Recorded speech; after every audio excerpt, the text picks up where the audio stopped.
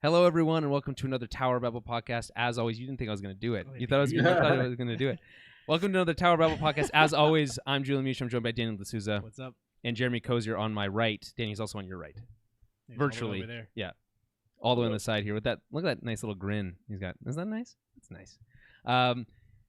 If you are new to the show, we're going to be talking about the latest in film and television news.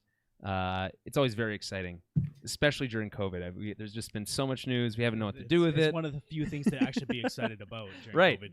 Right. And you know what? This episode actually is going to dive into, I don't know if you're, Danny, you might not be aware because you're usually not ahead of time, but this time maybe more so, into what might be the future of film or movie going and theatrical experiences. We're going to dive into that. We'll see. We'll talk about it. There's been decisions made. There's been some rulings have been laid down that might make a difference. So we'll get into that in just a second. But before we do, I'm going to encourage everyone to follow us on Twitter at TowerBabbleCast, Facebook.com/TowerBabbleCast, and if you like the show, to leave us a review on iTunes. That's always very helpful. I will also mention one other thing before we continue. That is our Patreon. Patreon.com/TowerBabbleCast, and we do a monthly film cast. And in fact, I just want to address this really quickly. Last month we did a movie. It was The Boiler Room. It's just called Boiler Room. Is it called? Jeremy, help me out here. Is it Boiler Room or The Boiler Room? I think it's just Boiler Room. Ah, damn it. There's Okay, no whatever. It's a boiler room.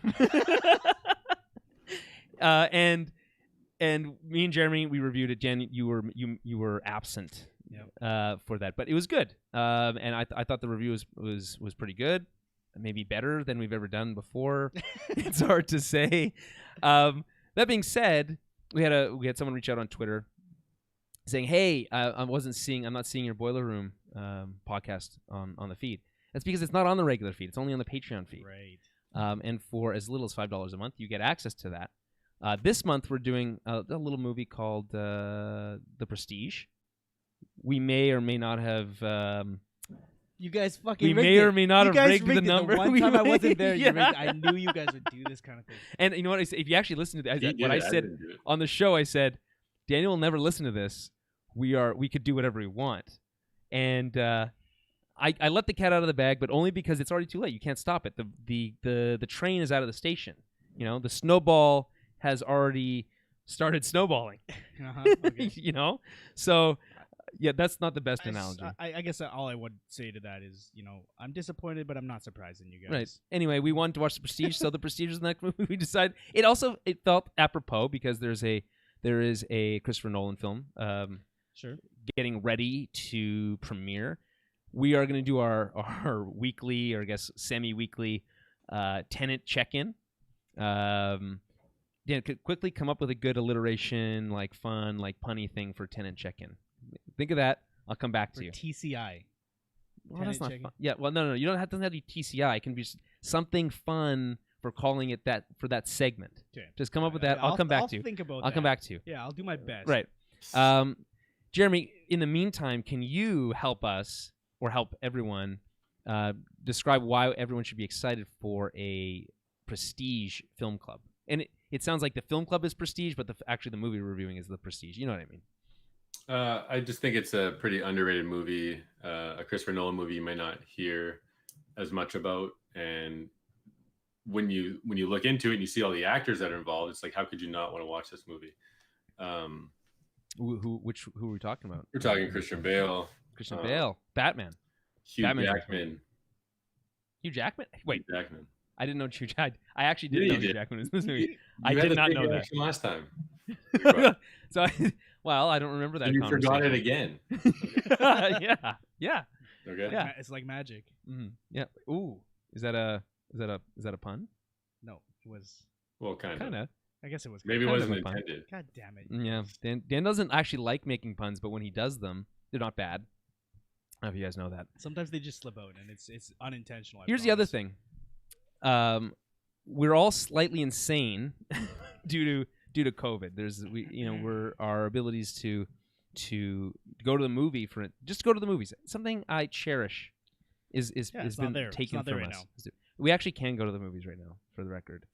I was not aware, but I'm also not planning. You could go to the movie theater. There's no movies to see, So Jurassic Park was just in theaters. You could have seen that for Daniel $5, as little as 5 bones, less than 1 alcoholic beverage. You could have seen Jurassic Park in theaters again. Would you have done it? Not the alcoholic beverage that is served at the cinema. Oh no! Those are worth $25 to $30. So it's less than them.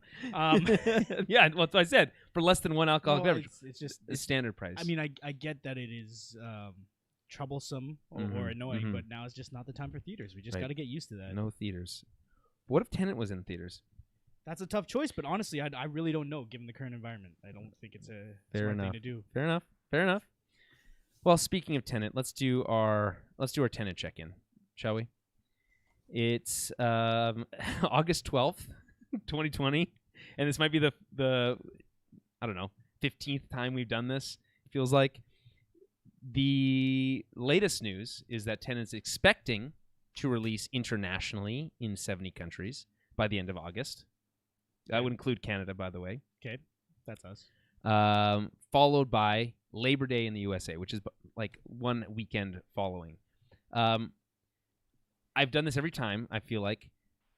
Scale of 1 to 10, what are the chances that's actually going to happen? But there is the difference is this time there is a wrinkle, the fact that they're expected to release internationally, which has generally been safer than the States in almost every category. Yeah, marginally safer, but if the States are just a week behind, I mean, I think it's still hinging on the American date.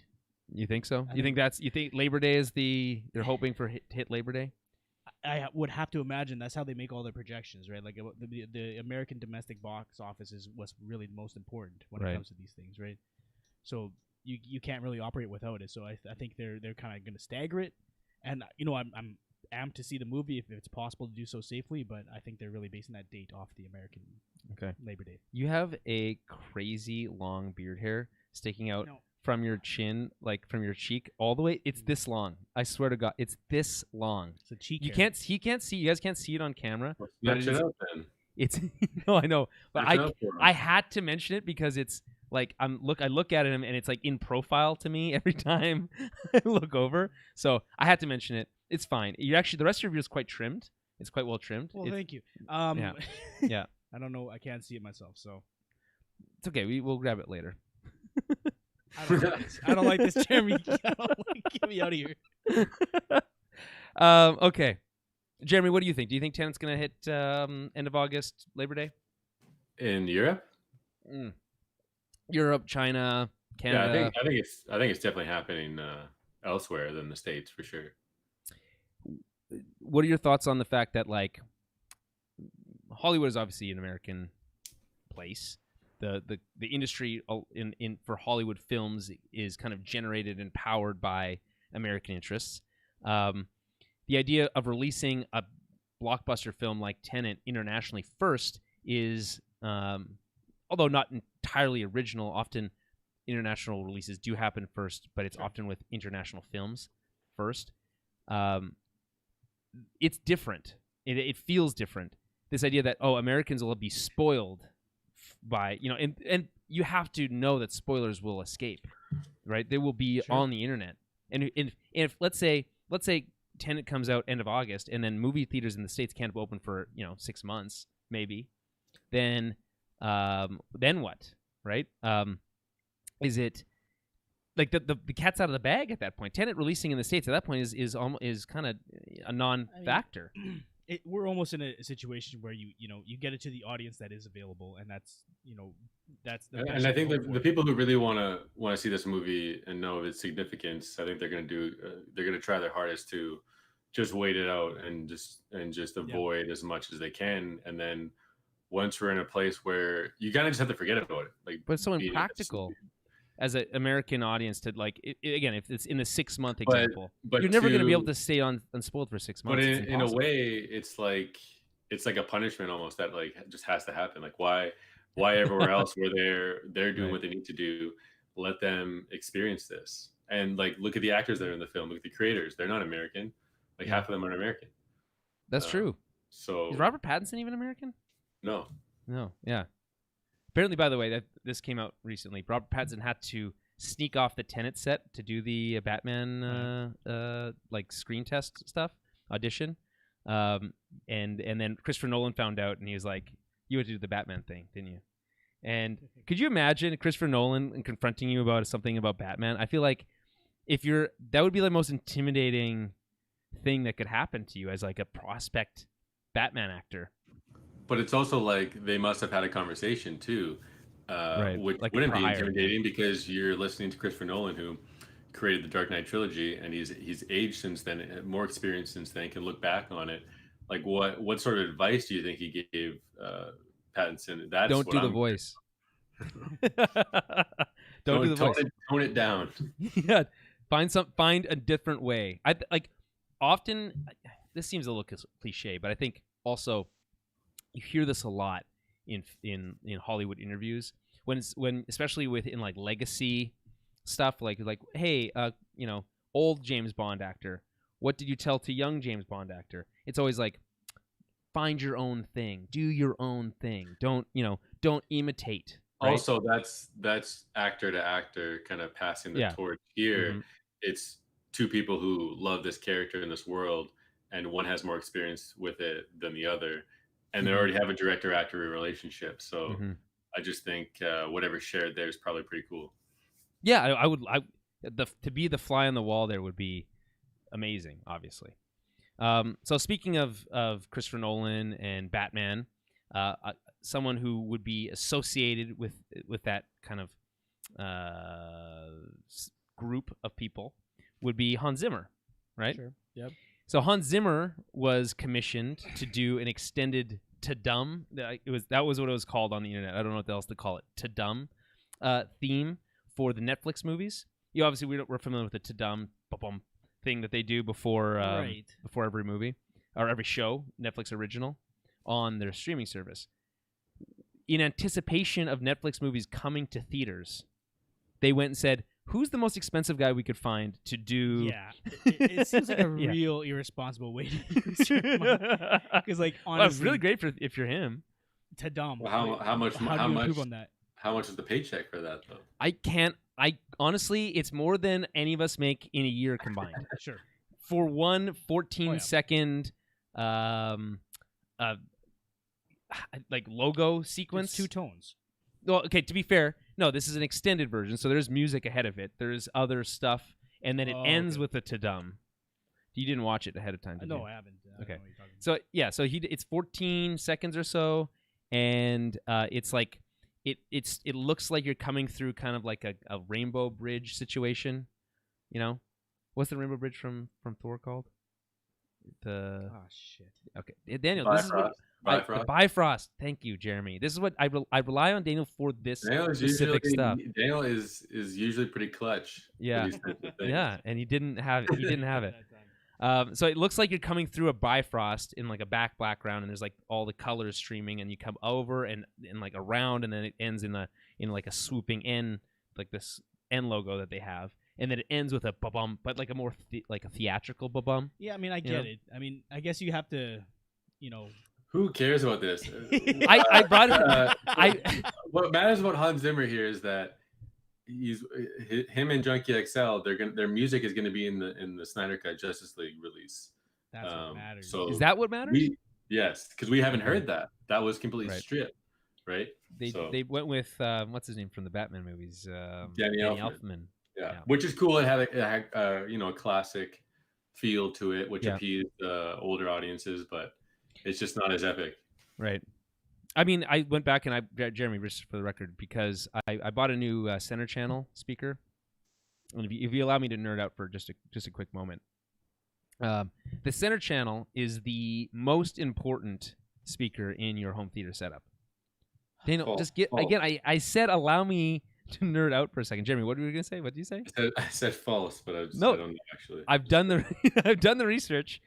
The center channel is the most important, and it needs to tonally match. I feel your like you don't get to just say allow me to do something and then start doing it without. That's literally what allow means. I'm just telling you to allow me to do it. What you're doing is asking. No, I'm telling you to allow me to do it. Okay, let's move on. Anyway, the point is, I have a new center channel speaker, and I want to test it out. So, what movie, Jeremy, do you think I went with to test that film out with Hans Zimmer in mind? Man of Steel. Yeah, Great. Yeah, perfect. You got it in one guess. Yeah. I went to watch Man of Steel, and that opening sequence is still very very epic. There's some funny dialogue moments. I think it's there's one particular moment with Zod where he like quote unquote resolves. How good is Michael Shannon though? I love Michael Shannon, but there's like a moment where this like old lady was like, "By whose authority?" and the Zod is like, "By mine," and then shoots her with a fucking like laser gun. It comes off as silly. It's fine, but the whole thing is very like it happens really. Once that moment happens, everything is like kicks into high gear. There's this whole thing about grabbing this skull. That's like a. If you remember this, Dan, you remember this? Codex. It's like the codex. It's the genetic code of Jor-El puts into Kal-El. Exactly. He puts it into his little ship. So, anyway, the theme, the Hans Zimmer theme for Man of Steel is Incredible. Very epic. It's I would argue it's not quite as good as the original Superman theme because I don't think anything really beats that original Superman theme. It's just so iconic. But the Hans Zimmer Man of Steel theme. I think they do two different things though, too. What do you, okay. Dive deeper into that. What do you mean? Well, it's simple, right? It's the joyous nature as soon as you hear the original, right? All the different instruments, right? It's a celebration. Mm-hmm. This Hans Zimmer's initial score for Man of Steel, right? The beginning of Superman. Mm-hmm. It's not really that, right? It's light piano. It starts with light piano, and then like drums come in and right? horns. Yeah. Mm-hmm. So I wouldn't, and I'm excited to see with the Snyder Cut if there's any, clues of that, or if it comes back in any way, or if there's even more to it. They used it a lot in Batman vs Superman. I mean, they use it a lot. They use the. Oh, I love every version of it. Every the slow version. Oh man. And like it gets so like amped by the like about 3/4 of the way through of that theme. If you look at it, if you looked at it on like a waveform, like about 3/4, it literally looks like a snail because it goes from super quiet to like really loud and then really quiet again. And it's just explosive. Yeah, it's so good. I think it's great. Hans Zimmer did ultimately say though he wasn't interested in doing more superhero stuff. I think at one point, I don't remember after what thing. It might have been after Batman versus Superman. It might have been after that. Yeah, it sounds familiar. So I mean, him coming back for the Snyder's Cut is interesting, exciting. I'll reserve our judgment till we get there. Obviously, we always try to highlight good scores when they're around. The reason I brought up the Netflix thing for the record, was because I wanted to start with something light before we got into something a little bit heavier. All right, and that being the layoffs at Disney. DC. Sorry, Disney. DC. I said Disney again. You said it twice. Wrong both times. DC Universe, DC Comics staff see layoffs amid Warner Media restructure. Restructure is the number one worst word, I think, in business, just generally, because it is such a weasel word. I would argue, which is one of my favorite, by the way. Just general phrases. Weasel word. It's so descriptive in and of itself. Weasel word. It just means that people are being fired. It's really what it means. Restructuring rarely means that the people that are on already are staying on. It almost never means that. Fired, demoted, moved to a different position. Yeah, I mean, right. Sure. It's corp speak. Yeah. But it's a word that's used because of its ambiguous definition, right? Like anything can technically be a restructuring, right? Like sure, as long as you're changing what is inherent to the current structure, it's technically a restructuring. So it's an umbrella term. I get what you're saying. Yeah, I don't like it. And that's fine. It's just I feel like used too frequently to describe mass layoffs. Yep. So in this case, DC Comics and streaming service DC Universe have been impacted by parent company Warner Media's corporate realignment. Ugh, another weasel word. Yeah. With layoffs at both units. But a source tells Variety, and by the way, I'm reading from a Variety article right now, that through Warner Media's streamlining efforts, the DC brand will actually be expanding. Oh, all right. With DC Chief Creative Officer Jim Lee overseeing creative of all DC-related growth in the company. So he's no longer in a creative position. Jim Lee, we're all familiar with Jim Lee, I think. Brilliant artist. But this is where I struggle. So, and this is, by the way, a thing that happens in a lot of creative mediums, is where creatives are pushed into or forced into by necessity into positions of like executive positions, and are and then held accountable for like business decisions, what they've never ever been trained or went to school for, or really understand maybe the business context of the business that they're in. Like they understand the creative side of it, obviously, because that's what they're really good at. But now, that's his role, though. Right, but it wasn't. It is now. Yeah. But Jim Lee was, even just not that long ago, was still very much involved in the editorial side, not at the executive side of the company. Right. He was making story decisions. This is the extreme gutting of the comics division. Mm-hmm. You know what I mean? Like, which is the least profitable, right? Which is the first one to get. So, but they've plucked Jim Lee to a more important role in terms of the future and where everything is going, whether that includes comic books or not. But I think it's still a good thing to see him as the chief creative officer, who's going to, be in the middle of the new regime, so to speak, and what will be, signed off on to create.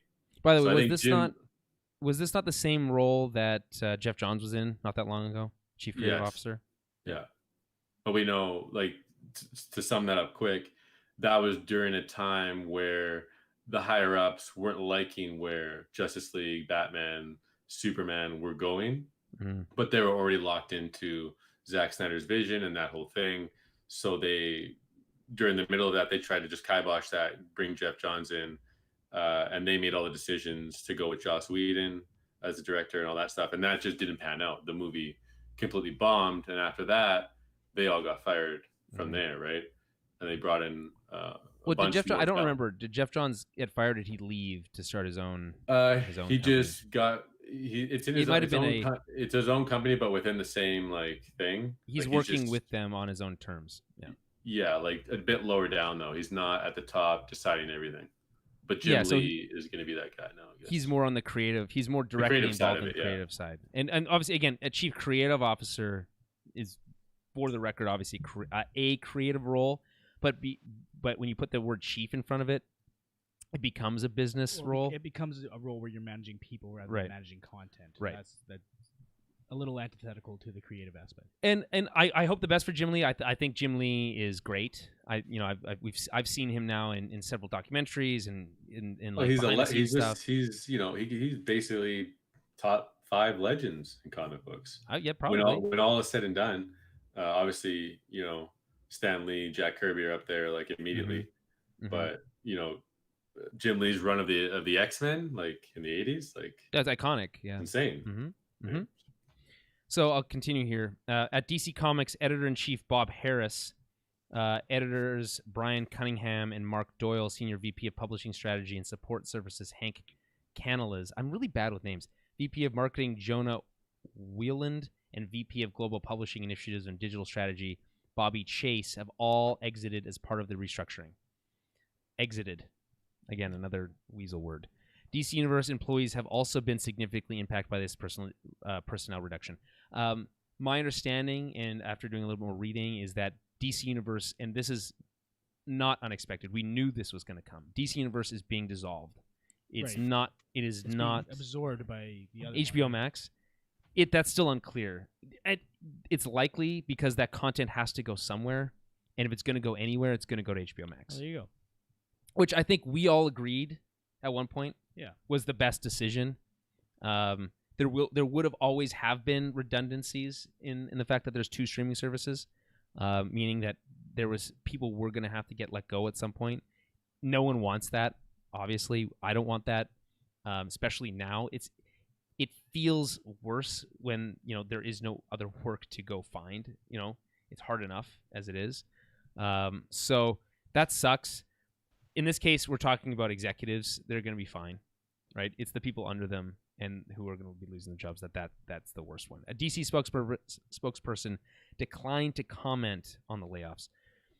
Several of DC Universe's original television series have in recent months found homes on other platforms, signaling a shift in the streamer's programming. Season 2 of a well-received Doom Patrol debuted on both DC Streamer as well as the recently launched sister platform HBO Max, which carries DC programming, including DC Universe series Harley Quinn, which was also, by the way, if you guys saw the trailer, Dan, I don't know if you saw this for DC Fandom. Is it Fandom or Fandome, Jeremy? Fandom. Fandome. It's two words. I don't Which is love going to that. be insane, by the way.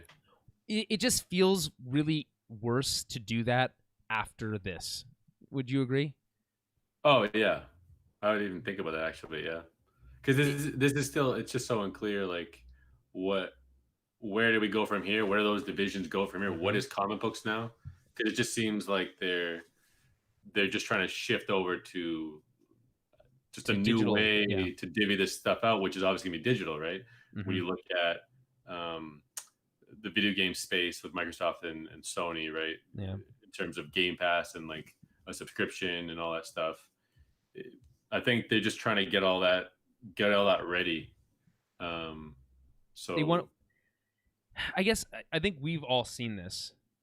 That like physical comic books, single issues, trade paperbacks have actually done better recently, but single issues especially have not been particularly profitable. Not since the '90s, when there was a large boom. But that wasn't because there was a large increase in interest in the stories. It was because people were prospecting on comic books. And then there was a bubble bust, and we've never really climbed back out of that. But because ultimately it's old media is what it Yeah. comes that's down it, to. yeah. Right? And I was listening to someone recently, and they were comparing it to music. How everyone thought like the music industry, they're laughing at them like, haha, like that sucks for you. But it's like, look at this now.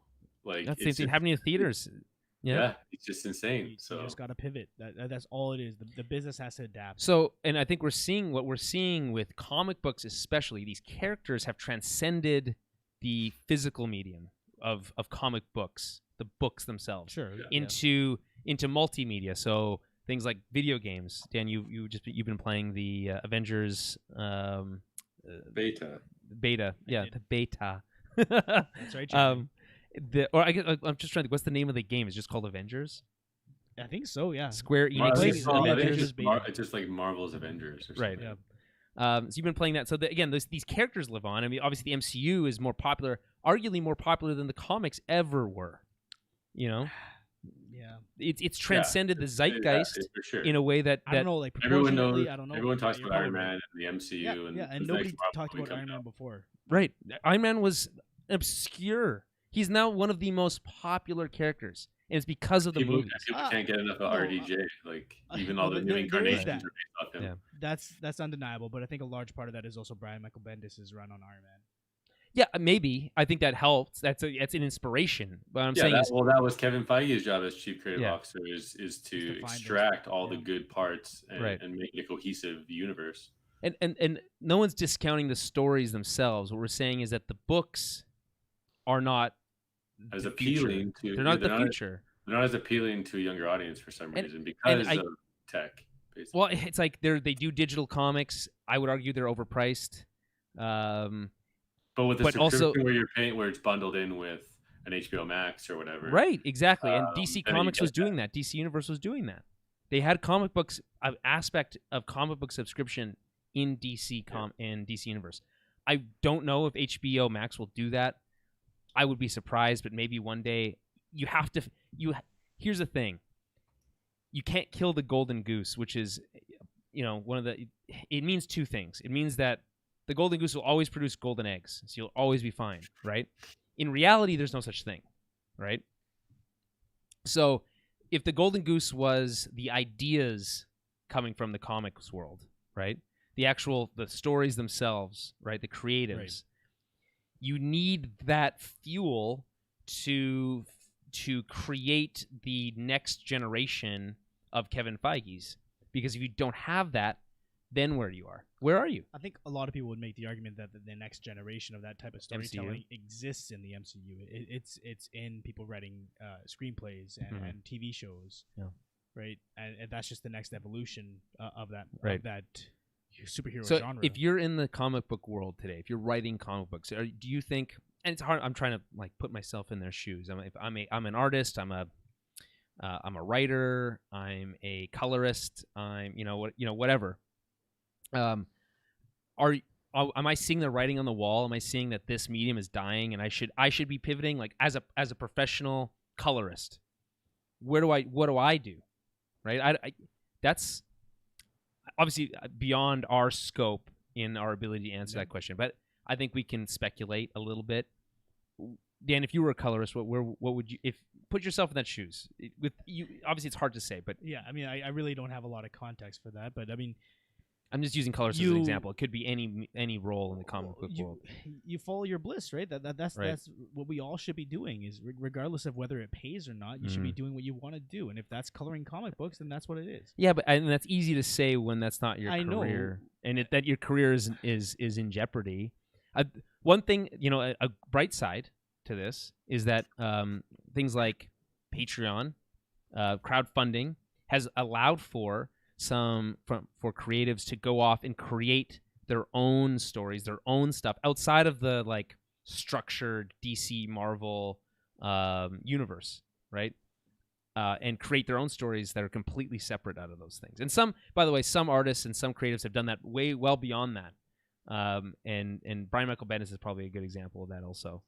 Although he's now with DC, but Brian K. Vaughan is a great example of that, who went and created his own works, right? And was lucky enough to be exist in a time where they were creating like IDW and all that stuff was kind of like coming up out of the well, right? And they could make money out of that. And Jim Lee, by the way, is also entirely beneficial to that. They made a lot of money because of that stuff. But in this modern world, if you're a colorist or I use colorist because I feel like it's more obscure of a role in comic books if you're not in comic books, like, you know what I mean? Okay. You don't think about that. Like, there's someone who thinks about the colors that go into everything. Somebody does all the inking as well. Exactly. So like, if you're those people, you can team up with other creatives and create your own work and potentially get paid for it independently. But it is a harder path. It is, Jeremy, you're right. It's very analogous to the music world, where anyone can create music today, right? And you need to be able to pivot and find new revenue models. You're less likely to be discovered and found. Maybe more likely. I don't know. But that same kind of like platinum artist status is less. It doesn't happen as often in the music world. And I'm not super qualified to speak about the music world for the record. But those are things that are happening. So I don't know. It's tough. This whole thing is very difficult. Jeremy, do you have any thoughts on any of this? Additional thoughts?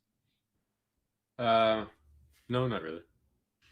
One of the things that I noticed that I heard out of this was that DC Collectibles was particularly hit hard. Basically, it was gutted. DC Direct. So what's DC Direct? I think so. It's like where you can get like all the action figures and stuff, right.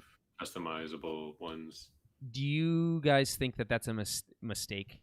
I mean, obviously for us, we want those things, but I think that not having paraphernalia or not having memorabilia is kind of a part of the secret sauce, the recipe that creates like a zeitgeist around these things. Yeah. The pop figures, you know what I mean? I think it's hard to say without actually seeing the numbers, but I imagine that kids nowadays are less attracted to superheroes and more attracted to Fortnite and like. What's the Fortnite figure? They have a million of them, man. I don't know anything about it, and it's not for me anymore, right? Like, it's for the kids, and they all love it, and they all spend time on Fortnite. They watch their concerts on Fortnite. There's movies on Fortnite. I mean, that's a good point. That's the future, and that's something that I have nothing to do with, and I'm glad to not have anything to do with. But that's where these companies have to pivot towards. And so if it's less Batman figurines on the shelves, that's what they got to do. Yeah, I mean, you could also argue I'm not that happy about it, but like, no, I understand. You've also always been against more Batman figures. Well, there's a lot of Batman. And by the way, that one of the, it's a bad joke, but one of the things I saw on Twitter after that was like, oh no, what are we gonna do without the 12 Batman comics that we have, like that they have on the line? Well, I mean, that's how these things work, right? When they do have to make cuts, That's where they're gonna trim the fat. Well, I is mean, where- they weren't saying that those were the ones that were getting cut, but it was one of those things like people were aware that there was a lot of Batman stuff. yeah, sure. You know, you could make the argument that DC collectibles generally maybe outreached its grasp a little bit. You know, we're talking about like busks that are in like the $300 and $400 range. You know, we're talking about, you know, these statuettes that are in the like the $500, $600 range. That's a lot of money. These are going to be worth more now too.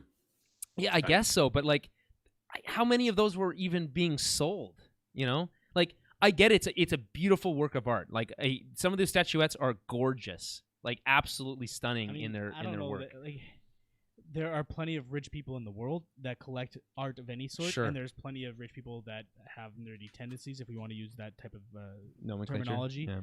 So I'm not at all surprised that there are rich nerds out there that like this kind of stuff and will I would, if I had that kind of money that I could like just say, oh yeah, it's $600, no problem. I would Sure. absolutely buy that kind Sure. of stuff. Yeah, you'd have a whole room dedicated Yeah. to DC collectibles. Yeah, I'm sure. I'd have a dinosaur room. I'd have a DC room. I'd have a Marvel room. It's one of these sort of that. What would it be like? Would it be dinosaur bones, or would it be like? It'd be a mix of both. Like Right. like you'd go in the room and there's a big sand pit in the middle where you have to dig, and it's always new bones. And then you Wait, put so them together. you have someone like surprising you with new bones in there? Well, that's the maid's job, right? So Right, she comes in okay. and she cleans Yeah, the yeah, other yeah. rooms, but she Yeah, yeah. messes that room up.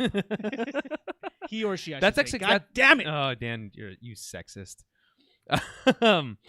So I don't know. There's a lot to this, and it's still, by the way, it's still kind of fresh. So there's a lot to unpack, and there'll be news about this probably for the next several weeks as we understand more about how it actually impacts. I mean, there's this line here early on about it, potentially helping to grow DC. This is, by the way, a line. It's another weasel line because it's something that you hear all the time in corporate speak. This idea that, well, we'll do a restructuring and it'll help us grow. And that may or may not be true. Sometimes it is. Sometimes it's not. Yeah. Sometimes it's a death knell. But if that is the case, I mean, I don't know. For instance, there's no word here that like DC Animated was impacted, Right. which is good news because I think everyone who is close to DC knows that they're doing good work. That they must be making the fact that they went from 2 movies a year to 3 probably meant that they were making good money on those. Yeah. Right. So I mean, we'll see. All this stuff is still up in the air. But speaking of DC animated, while we're let's kind of lighten the mood a little bit. So Death in the Family, there was an animated trailer for that. It's an animated film. This is different. This is interesting. This is speaking of pivoting, Dan. This is an attempt to do kind of a choose your own adventure style film. You watched the trailer just recently. What did you think? I mean, I love the concept. I wish they were working with more original subject matter. So obviously, Under the Red Hood's already a DC animated film that we've all seen. Mm-hmm. So they're using a lot of that. But at the same time, it's interactive. You can change the results of the story if you want to. And I'm absolutely into the idea. I loved Bandersnatch on Netflix. I wanted to say like some other. There's like that movie that like horror movie that starts with a B. It's tough. Like I like the idea of these things. I think that you could get saturated really quickly if there's too many of them. But at this point, this is in my mind on my radar number 2. So I'm all for it. Well, I mean, like choose your own adventure books kind of came and went. No. It was a bit of a fad. Like, are there still new choose your own adventure books coming out today? Like, well, I mean what it is, a choose your own adventure is like a beginner's like little entry toe dipping into the RPG world, right? Into Dungeons and Dragons Ultimate. Is that okay? That's I don't know. the Okay, trajectory. interesting. If you follow it down that same path, because you make your own story. That's what it leads to, right? Like, right. Well, I guess. So I'm trying to understand. I'm trying to wrap my head around this a little bit. Indulge me for a second. So you got in a D&D book. It's a entire story with a bazillion different outcomes, like different paths and places you can go, and different things that can happen. And well, yes, but also the dungeon master is in charge of creating that world, right? So there are some paths and whatnot in like a general map, but the dungeon master really creates the world. So like, if I want to, if I'm playing D&D and somebody else is the DM, right, I can just say I'm going north, and they have to figure it out. And if they didn't have anything there originally, they have to figure out a story around it. Right. So to a degree, it is like it's the next level, the natural evolution of a choose your own adventure, because you're actually writing the story collectively as you go along. Mm-hmm. Well, I mean, it's not really collectively because it's I mean, The DM is still responsible for actually creating the story around it. You're But- making a decision, and the story needs to be created around that Exactly. decision. So the players dictate the story. So Right. it's collaborative. in that this sense. in the sense of a choose your own adventure, it's the story has a finite amount of outcomes. Right. Which is why it's the entry level, right? Like Right. it's that same mentality towards storytelling is what can lead you into the world of Do you think- D&D, and I think that's a great thing. Do you think there's a DC D&D book like a Guaranteed. like an 100%. I don't know. official like I don't again know. obviously not D&D but like it would be role playing game because there's official Star Wars versions of that. Yeah. There's I'm sure there's official Lord of the Rings versions of that. It would be interesting to see if there's a superhero version in a DC or Marvel universe. That'd be kind of cool. I mean, make your own superhero, interact with it. It's kind of like an MMO, but it's a little bit like less kitschy. It's exactly You like know. an MMO. Like that's MMOs are D&D. Yeah, and they're, but yeah, it's true because you actually literally see numbers flying off people half the time. So Jeremy, do you have any thoughts on the Death in the Family film? Do you care that it's based off of the Death in the Under the Red Hood or any of that stuff?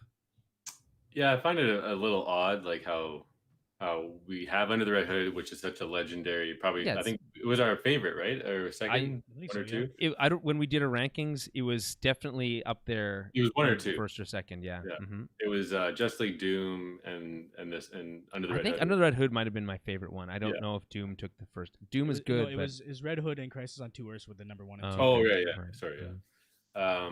That's also good.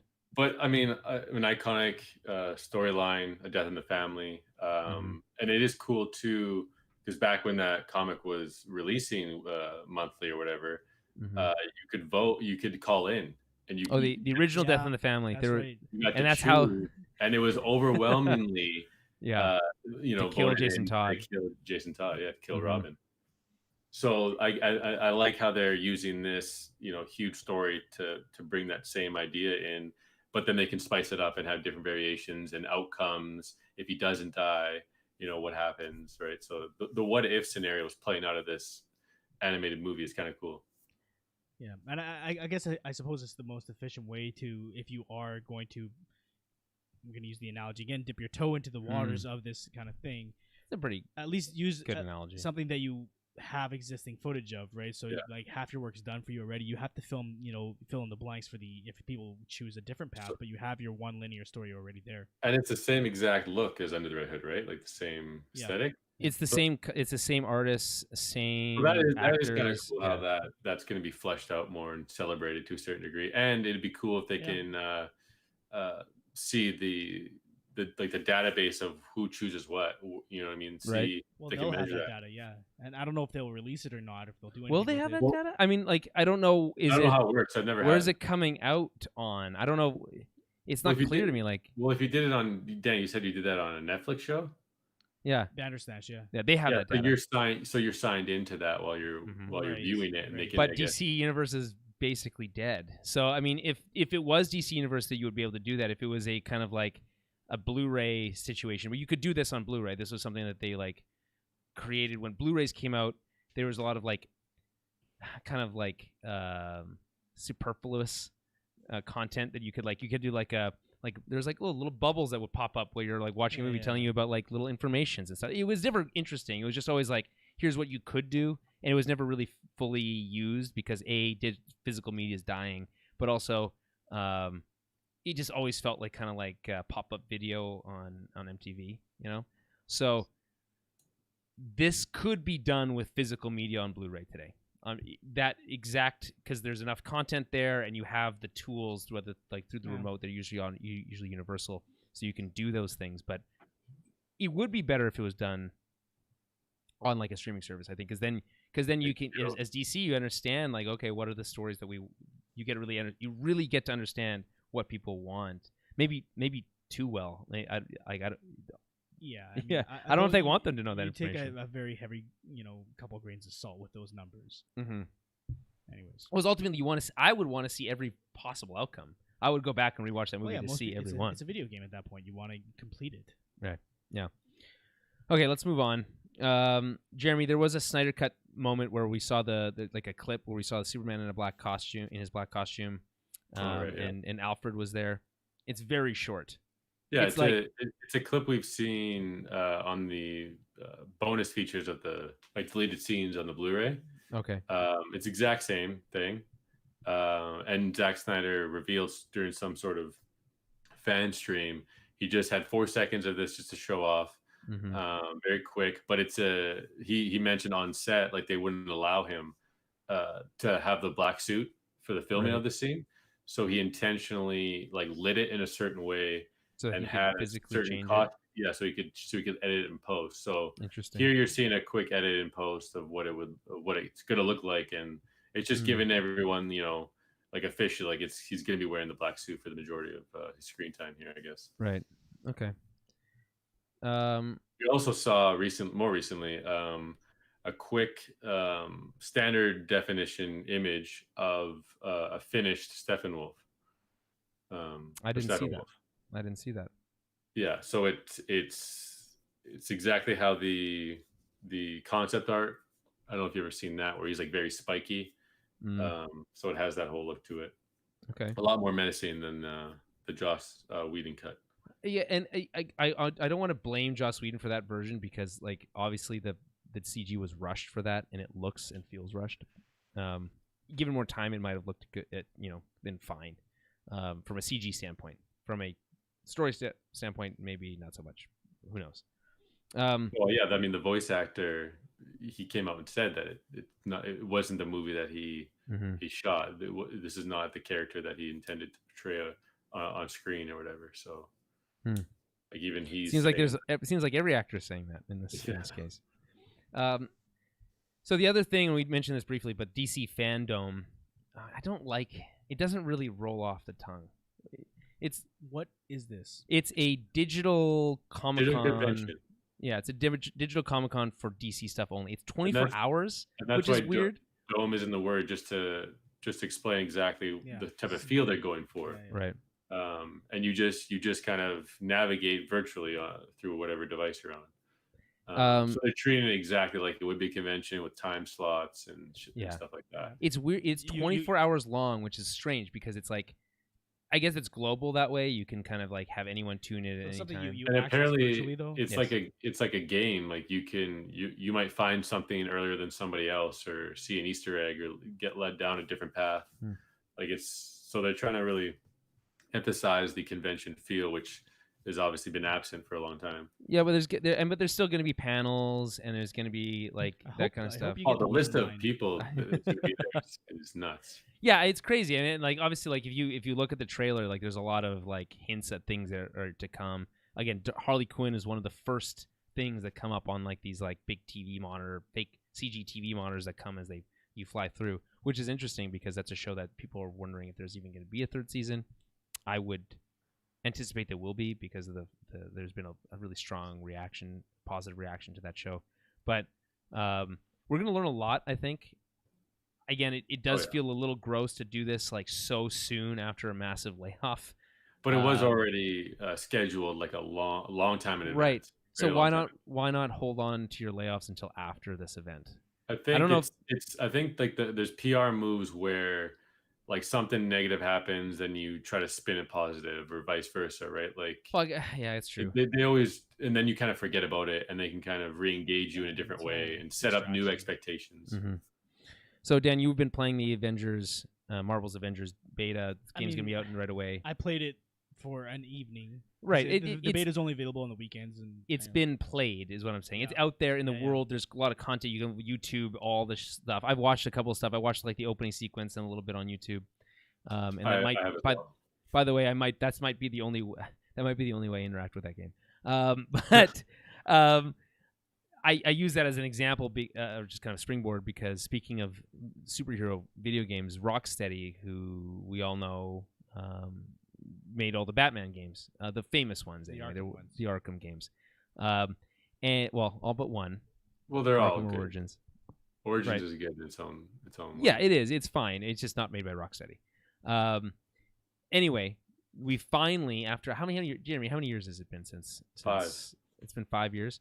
So 5 years later, since almost the very beginning of this generation of consoles, we're finally finding out what Rocksteady's been doing. And after a game in their trilogy, right, that was 5 finally next gen, right? With the PS4. It looks very good. I still Uh, think that game looks very good. but the story behind it is obviously Joker's capacity in the game, with no spoilers, and the negative impact of the Batmobile gameplay.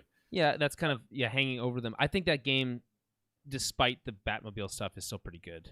Yeah, I have to go back and play it. It's just that's the one glaring kind of thing that pops up every time that game is mentioned. Imagine being told you can drive the Batmobile and then it just not being fun. We don't have to imagine it, right? No, I played the game. I've been saying, like, imagine being told ahead of time that you can drive the Batmobile, and we were excited for it, and then when you play it, it's kind of like, well, actually, I really enjoyed driving it.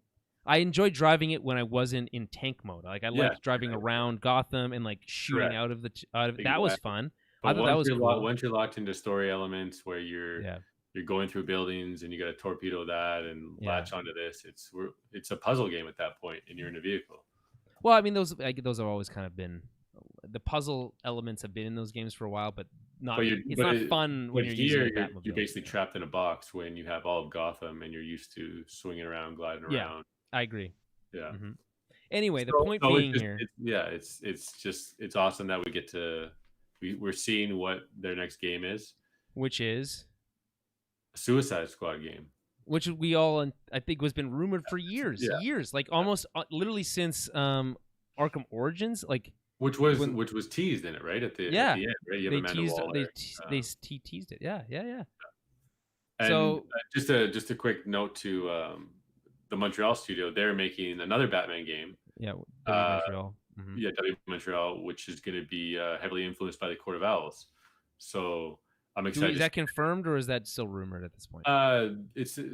They've put out way more teases and cryptic messages, and then it's a sure bet. Like, it's there's no way it's not happening. And the rumor is that you get to play as basically the entire Bat family. That'd be cool. That would make sense. It would be nice. I hope they actually get Kevin Conroy this time to voice it. That'd be a nice touch. But then jump into Suicide Squad here. I just think it's what a cool move to switch on over to the villain perspective. The rumor title is Suicide Squad Kills the Justice League, and the first image we get Superman with the crosshair logo, which is a really cool logo, by the way. I don't think I've ever seen the logo done that way, using the C and the U as the middle point there to form the crosshairs. Yeah. Okay. I didn't even notice. A lot of people are noticing that Superman's face kind of looks purple or discolored, and which is leading to believe that it's some sort of some villain is in control of the Justice League. Where it's what villain has like mind control powers? Starro. Starro is one that's being mentioned. He's super purple. Is Despero one? Does Despero also purple? Also can control minds. Yes, really? I think that is the heavy rumors. The other one I was thinking was Parasite. What about he just kind of sucks people dry. He doesn't really control them as much. What about Ultra Humanite? Yeah, less purple, still mind control. Yeah. So the rumor here is that Batman's not he's the one like kind of working with Ragtag criminals to that would be cool. That's Jeremy. You know what? You're selling me on it. I'm gonna be honest. You're selling me on it. I wasn't excited at first. Imagine the gameplay, right? Where you're an underpowered supervillain to a certain extent, especially obviously against Superman, right? So you get to have these crazy boss battles that you never would have thought happened, where you're going up against, the best of the best, the Trinity, right? And then some. But they're on a whole nother level, right? Being controlled. So, Jeremy, I just think the intensity of that is going to be I want to do something to you just for 1 second. This is one thing that I never got to do before. That doesn't make any sense if you open it up, though. Why? What do you mean? I know what's happening. He can see. And you didn't cut me off. You have to just do it. You did it all wrong. You do it while guys, you're talking about Star Wars. I'm not. Well, oh, right. Okay. Sorry. Well, I'm talking about Star Wars. I brought up something that you didn't like that I talked about on a regular basis. Right. Then you would open the. What are you talking? You don't like Star Wars? Wait, hold on. Back up. That's kind of That's not. Is that not where it originated from? If you went on a tangent about. It was usually when the cartoon, the animated series. When you started talking about Ninja Rebels? Turtles. No, Ninja Turtles. It always came up. Oh yeah, Ninja. And it's like, which iteration of Ninja Turtles since we keep talking about? Man, there's been like 8. I don't know. It's been a lot. So it's like, why would we ever latch on to Any one of them?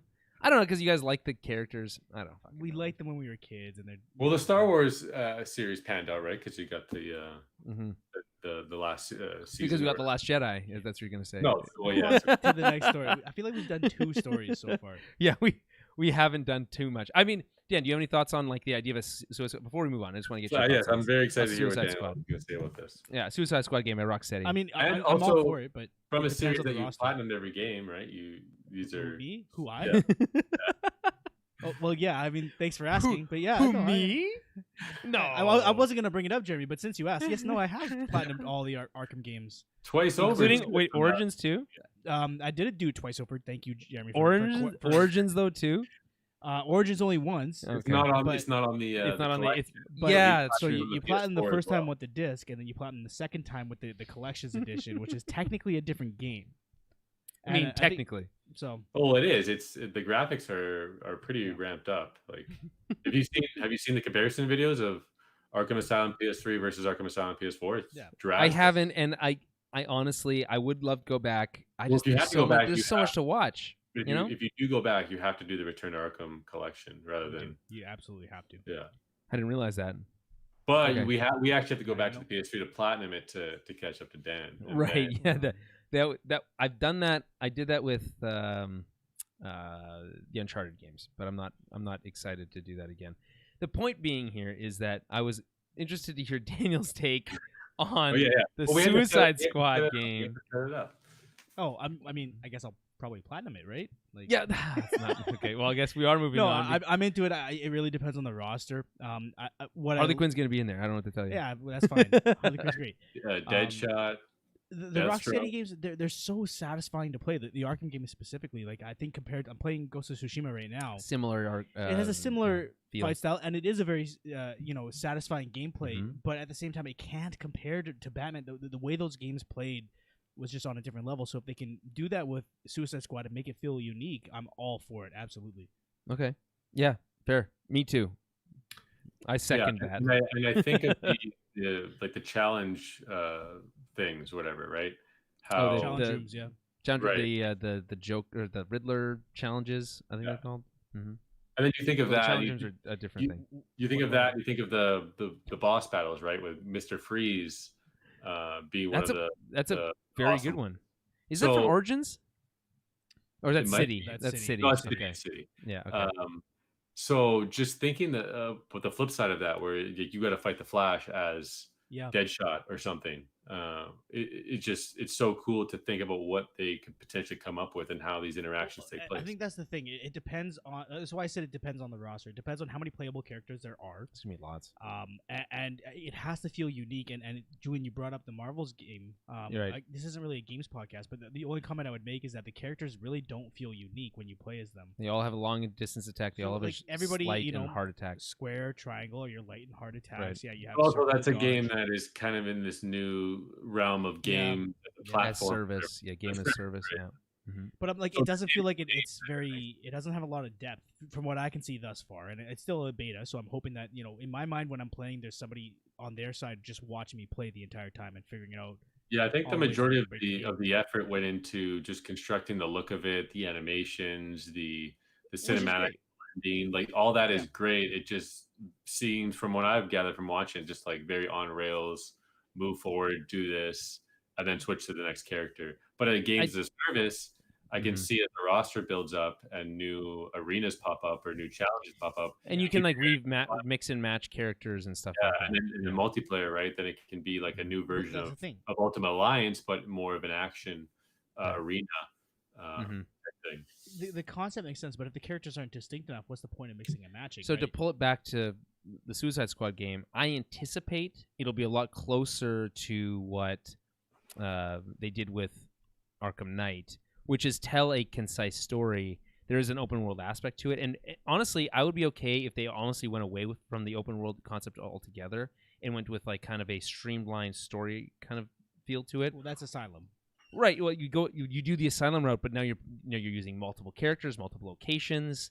it feels kind of you're jumping from character to character, but in telling a story, and maybe you can do it in kind of a non-conventional timeline fashion. There's a game that did that recently that may or may not be really great, but there's a lot of different. I'm talking. Say what you mean. Well, the Last of Us Okay. in that case, Last of Us Part 2. But like you could do different exciting things in a linear story with multiple characters that can feel very unique. And they by the way, in Arkham Knight, they do that. They give you the control. And then I don't feel that unique for the record because the controls are still the same. So you're going to be playing, you play as Catwoman, you play as Robin, Nightwing, and you play, I think is there anyone else you play as in that game? I feel like there might be. Azrael. Right. So there's a bunch of, and but again, they're all fairly similar in style because often they're from the same school of Batman. But like, you can do that this time, but now there's going to be you have to make them feel different in a similar play scheme. Yes. But I think you could tell like a really intriguing, interesting story through the lens of the Suicide Squad. I was not excited at first, for the record. I was like, we've heard about this for years. It wasn't happening. I felt like it seemed like from the outside that they had scrapped the idea and had went somewhere else. That there was a Justice League game in development, and then maybe they went back to the Suicide Squad idea and like merged the two, which is kind of cool. I think. Yeah, that is kind of rumored to have happened between the studios or something like that, right? Right. Like a Justice League game was going and they couldn't figure it out. And yeah, either way, this isn't the big like rollout, right? This is just getting everyone prepared instead of leaving it to be a surprise, or leaving it to be leaked last minute, just to expect something of this game. And I'm assuming it's gonna be like a 1 minute, 2 minute type trailer deal. We're gonna see a lot of the visuals I'm hoping of it for 3 minutes on the trailer, like a really good juicy trailer that like really dives into the story. Yeah, because it's not like they're trying to meet like a specific deadline that everybody knows about, right? Yeah, no one cares. 5 years. That's how Rocksteady does it, right? The one game at a time type thing. So, all right, now we can move on, Dan. We can move on now. Whew. Yeah. Okay. So, Mulan, Dan. Tell me, were you a fan of Mulan? I'm familiar. Yeah. But did you like Mulan as an animated film? I film? love Mulan. Yes. You love Mulan? Absolutely. Okay. Jeremy, do you love Mulan? I've never seen it. I don't know if I've ever seen it either. I probably have. I just don't remember it.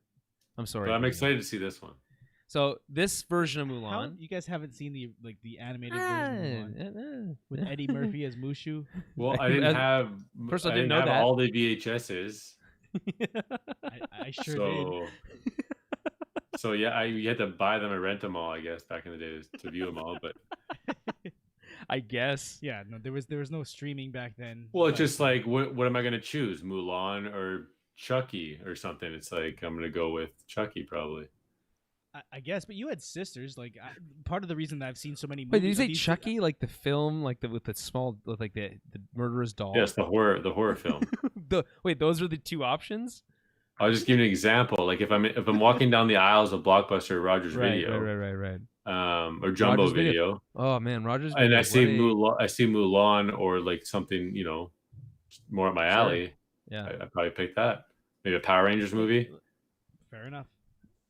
I get it. I just feel like Mulan could be up your alley. It could be up my alley. I don't even know. In response to like the trailers that have been released, like it looks incredible. It looks like a very good movie. Especially coming off of like, again, not exactly an analog, but like we're playing Ghost of Tsushima.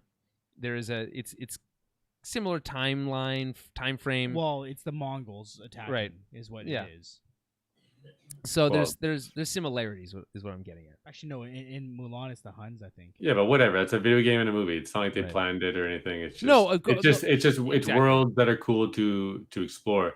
But also, it's a Disney remake that's live action that actually is going to be like different. Like fully fleshed out. Yeah, like it's actually fundamentally different than the original animated film. Jeremy. Daniel, either of you, would you argue that either Lion King would be a great example, or Jungle Book are fundamentally different than the animated film? I would argue no, they're very, very much the same. Yeah, it's just the look. These movies aren't designed to be fundamentally different. They're designed fundamentally to be the same. It's the same story. Is that not?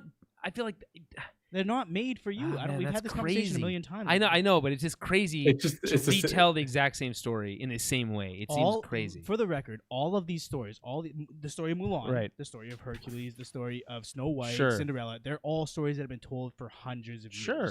So it's not like Disney had like those animated movies that we grew up with. We have a connection to them because we grew up with them. This is just the next generation's version of that. That's all. Yeah, and all I'm saying is with Mulan, it's different because it's all humans here. This is just Right. it's a regular movie with actors in it, right? Not It's Mushu. not. It's Mushu's not. not. I don't think Mushu's in this movie, dude. What? I don't think Mushu's in this movie. I think Mushu's in the movie. they are maybe Mushu's in the movie, Guys. but not as an animated dragon. And I will bet you money that he's not an animated dragon. Oh, write it down. Put it in the book, Dan. Put it in the book. Put it in the book. You Yeah, got go the books for in it. front of Go you. for it. Books You're in the front one of making you. a What's bet. the money? What's the amount of money? No, that's not how the book works. You said I'll bet you money. I did say that. Did I say that? He says a Yeah. lot I of said it. things. Anyway, the Play it point. back. I will. I'll bet you. I'll bet you $20. Mushu. Oh, 10, he was gonna say 10, then he said 20. I did. I've doubled it up. Mushu is not. I'm gonna look right at the camera. Mushu is not in the movie as an animated dragon. I feel like this would be easy to look up. Like that Yeah. information is probably available. I think he's currently probably online. wrong with this one, So but I'm you gonna think I'm wrong or Daniel's wrong? I think you were wrong. No, dude, no. I mean, to be fair, there is a girl who turns into a hawk who's in the trailer. Yeah, But she's I'm standing by my bet. okay. Deal. All right, deal. Cool.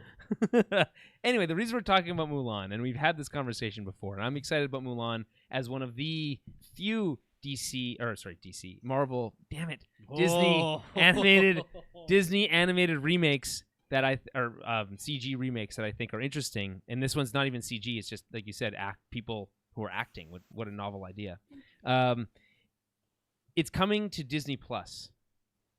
I'm holding For $30. holding for the shock value, the gasp. Yeah, $30, which people are saying is very high. $30 US. I don't know if it'll be $30 Canadian. It might be 35, maybe 40. Is that too high? Do you think above and beyond your existing Disney Plus subscription, is that too much money? It No. really depends. Do you? I don't think so. You obviously It's- keep the movie, right? You do actually, and that was unclear when they announced this. You do get this to keep, Yeah. quote unquote. Also, it will eventually be available on Disney Plus regardless. Yeah. You just get to watch it early this way. Yeah. It's a Hollywood budget blockbuster film, and you're paying a premium price to get it because the only way you can get it is through their streaming service. And Yep. it's not like they said it's 50 or 60, like $30 is especially if you think about if a family's going to go see this movie, right? They're going to be spending way more than $100. $30. $100 Right. to go see this movie in the theaters with Yeah. So the family. for a family of four, it's actually like it's pretty cheap to go for Yeah. $30 for this movie. But like for some of us who under different circumstances, $30 seems like a bit steep. Some for of a us who movie. do not have a full family. Yeah. I mean, I guess what I'd say is $30 is expensive if you're a single person watching this movie by yourself. I would agree with that. I think if we wanted, you and I, Dan, could split at $15 each. Nah, That's really not that much. don't like it. Right? It's if you have multiple people watching this out of your home, it's not that much money. It becomes more complicated in a COVID world where you can't have people over to your home, and that maybe Disney's capitalizing on that, and that feels gross now that I think about it. But I don't think that the price point is completely out of line. But when you compare it to like Hamilton, which again I think is an amazing, like what they did with that is really, really, really good. When you compare it to Hamilton, which was just included in Disney Plus, it came a year early. It wasn't supposed to come out until like this time next year. And they just like, oh, you know what? Now is the time. Let's just release it. And they released it on Disney Plus. It's included in your subscription. I heard people comparing this Mulan situation to pay-per-view. Jeremy, you're familiar with pay-per-view. With it, Right. You watch boxing and UFC more than I do. Certainly, I've never in my life paid for pay-per-view. Do you find that analogy to hold water? It's similar. You're buying into basically like a live event, right? This Mulan release is like a live release. Right. Everyone's gonna watch it as soon as Right. it's available. But that night. with UFC though, you're paying even more than that. You're paying, or boxing. How You're paying. much is pay-per-view for It can UFC? be upward $50 to $60 Jesus. usually. I think the McGregor Mayweather fight was about 80. $80. They just No could wonder they make so calculate much that. money. Well, that one they could calculate the interest, right? That kind of crossed boundaries Sure. and whatnot. So, but that one you don't get to keep it, and it's not like you want to rewatch fights, kind of like you would rewatch a movie. In the same way, I guess, right? Like you'd have to be a pretty diehard fan to kind of want to rewatch fights, because again, it's like a live atmosphere you're kind of tuning into to see what happens, and then you're kind of over it. There's an aspect to live viewing of films in a theatrical experience. It doesn't really, I don't think, translate to a digital experience, at least not as easily, which makes the analogy not perfect, obviously.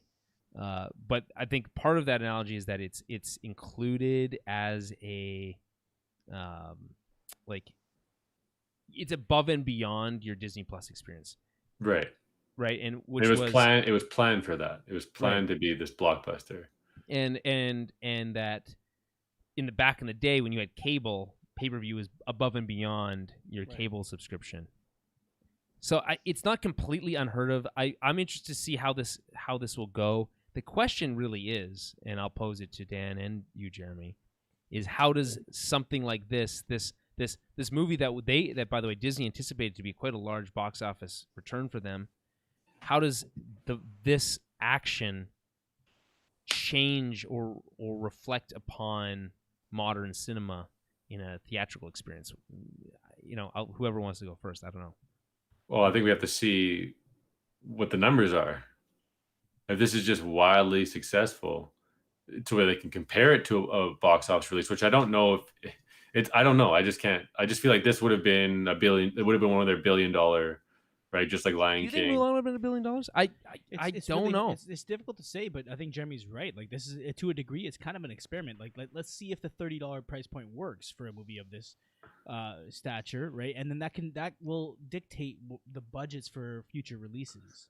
Right, because if this is the new normal, right? If we're not going back to theatrical releases, this is what you fucking be going back to theatrical. But if this is what you have to rely upon to recoup your investment, then that's going to dictate the budgets of the next version, the next generation of Disney movies. Right? And this movie needs to be released. Like it was been done for a while. It's been done for so long, and so what? We're just going to keep it so that we can make the maximum amount possible. It's going to lose interest. It's going to feel distasteful. And I think it's setting up the expectation this far in advance of that number of $30, and then letting people, kind of talk about what the theater experience, how much that would cost, and just how big of a movie this is. I think I think it's plausible that people are going to want to see this experience and pay that price. And then we have to go from there to see what those numbers are, because either way they could also said it's this Black Widow, it's coming to Disney Plus this fall, so that would make everyone just want to subscribe for the $10 a month. But they're not worried about that kind of entry way. I guess they want to see what if people who already have it, or people will sign on and buy it just for that one experience. But I don't know. It's definitely a sea change in this whole world we call theatrical cinema. It's very the most interesting part to me is that, or maybe not the most interesting part, but an interesting part is that it's Mulan. It's not Lion King. It's not Beauty and the Beast. It's like it's the Lilo and Stitch era of Disney films that never quite reached that same peak that those early 90s movies did. See, even that I think is very subjective. I think if you ask somebody who was born, maybe 6-7 years after us, they would disagree with that, and that's completely valid too. Enjoying the movies is not the question. I'm saying from a success perspective. Yeah, those movies didn't reach the same success level as the other movies did. They didn't. Which ones didn't? Like the later 90s to 2000s Disney films, animated Disney films, did not reach the same heights of success as Lion King and like the earlier movies did. They didn't. They did not. I don't even know I don't know where the delineating yeah, where's the line? is. Because Lion King's pretty. It's 95, not Lion King, right? It's one of the last ones in that line. So the quote unquote glory days would be like Beauty and the Beast, like Yeah. early 90s. And by the way, Lion King did very, very, very well. Sure. It was those later films like Mulan and Lilo and Stitch. I'm trying to think of Lilo and Stitch, Pocahontas, Hercules. Yeah, that did not reach again those same levels of financial success. Maybe, I don't know. I don't have the numbers in front of me, but I would believe that, I guess. And that, again, that's fine. Those will all be remade. I assume Pocahontas will be remade in a much more tasteful light. I would hope. That one's tough. Or maybe not at all, which might be better. But the point is, it's Mulan. This is, I think, a great litmus test, because if Mulan can make tons of money in this, as again, it's not speaking to the quality of the film at all. I'm just based on the its animated like brethren. That if this movie can do really, really well in this market, in this climate, in this kind of a medium, then it's gonna do fine, and then it will be a major sea change. I guess the tough thing is, like, it's only being offered to Disney Plus subscribers at $30, right? Interesting that you bring that up, Daniel, because that's a great. I wish I had it. That's a great. Wish I had it. That's a great transition, because it is only Disney Plus subscribers, and there was a ruling recently in the U.S. courts that was looking at former rulings of the early 20th century stuff, or mid to early 20th century stuff, and they're saying, okay, can we refresh this? Does this make sense still today? And one of those was that movie distributors, companies like Disney, Universal, Warner Brothers, yep, are not allowed to also own the theater chain. That they had to be separate. That's not a rule anymore. That's gone. They eliminated that. They said that doesn't make sense. Why not? Why can't Disney own a whole theater chain? So when you say, hey, isn't it weird that they're offering Mulan only to Disney Plus subscribers who are already paying $15 a month? That does seem. I don't think it sounds weird at all. I just I think that they're casting a less wide net by doing so. Like, this would have been a wide theatrical release. Right. It would have been available to people who aren't subscribed to Disney Plus. But I don't know, because the Venn diagram of people who would have gone to see Hard that to say. and also who own Disney Plus is it's very. I was going to go to the washroom. I'll be back. Pretty small. Yeah. You didn't have to tell us. We could have just. Just kidding. But that's. I agree with you. It does limit the total possible outreach. Like, you just say, hey, put it on put that same price on iTunes, put that same price on Amazon. All that, everything, all the locations would be analogous to putting out into a wide theater release, or closer to that, right? Putting out in a Disney-only subscription feels a lot more like Disney owning its own theater chain. Which may be the way things are for the next little bit. Who knows? Maybe. Would you want Disney to have their own? If there was a Disney theater here, was that? I mean, for a lot that's of the only place you could see a Disney movie. We're already kind of used to that. We've been acclimated to that by these streaming services, right? There are Netflix original shows that you are can't see only anywhere else. existing on Netflix, and there are Amazon originals and all the others. I couldn't name two others. On Amazon? No, two other streaming services. HBO Max. Anyway, Peacock. Peacock. Yeah, sure. That one counts. CBS All Access. Okay, these are the big dogs. Well, now. CBS All Access has all the Star Trek stuff, so that one does matter. Yeah. It matters. Yeah. No, Yeah. No, we agree. It Yeah. matters. I think we can all agree, and now I sound like I'm sarcastic. I do agree. Never mind. The point being that there's already original content on each of them that you have to have a subscription in order to access. So I don't see how this is actually that different. And if it thus far it's been TV shows, some of the most popular TV shows a lot of them have been exclusive. Sure. And that's going to trickle into movies. And yes. Is it different if it's brick and mortar? You have to go to one place to see this one movie? Oh, if they have a physical theater? Oh, yeah. That's what I'm talking about. They're now allowed to own theater chains. If Disney wanted to, they could buy AMC, for instance. Well, I mean, and they just own those movies. And then, by the way, that means that they can charge whatever they want. And now it's $30 to go see a movie at a Disney movie. Obviously, yeah, sure, go for it. I don't really care about that. Like, they'll do it, and I think that the demand will dictate the prices enough that it's not going to be extravagant. Disney's never been particularly consumer friendly in its pricing. Well, because they have the largest consumer base in the world. But like they also charge $10 to $15 more for a 4K Blu-ray than the average price. I know what you're saying. I'm saying what I'm trying to say is that's why is that people are going to be there, and that only stops if we stop watching these movies or going to these theaters, which none of us are prepared to do. It sounds like. Yeah, I just feel like let's not. What I'm saying is let's not give Disney, and I'm using Disney as a boogeyman here, but they kind of deserve that title because they bought Fox, and by buying Fox, you're now the biggest. They were already big, but now they are by far the biggest. Okay, so just to answer your original question, I don't care if they open their own theaters. Right. If there's a Disney movie that I want to see, what if and they it's bought only available the at a Disney theaters? Then I'll go to it. Who cares? All right. I mean, if you say so. You say that until a movie costs $50 because it's a Disney movie and it's not in like. Well, then you make what I mean? that decision. It's like, okay, this movie, I'm not that interested in it. Maybe it's not worth it. I don't know. It's simple math to me but it seems like that's like a very like simple like economics. I understand problem. how that concept is tough for parents who have young children that want to see these movies, right. That feel to a Extorted. degree obligated to bring their kids out right. to a theater to see them. I can see how that would be challenging. But I think the company is as aware of that, if not more so than any of us. And I don't know. I don't think that they would extort people. You could argue that they already are, but I don't want to. I don't want to make that. I don't want to get into that. That's a whole other can of worms. I don't want to get into. I said can of worms this time. You know that? Mm-hmm. I said it right. Okay, let's move on. Universal has inked a deal to shrink the theatrical window to 17 days. This is, by the way, in the same vein.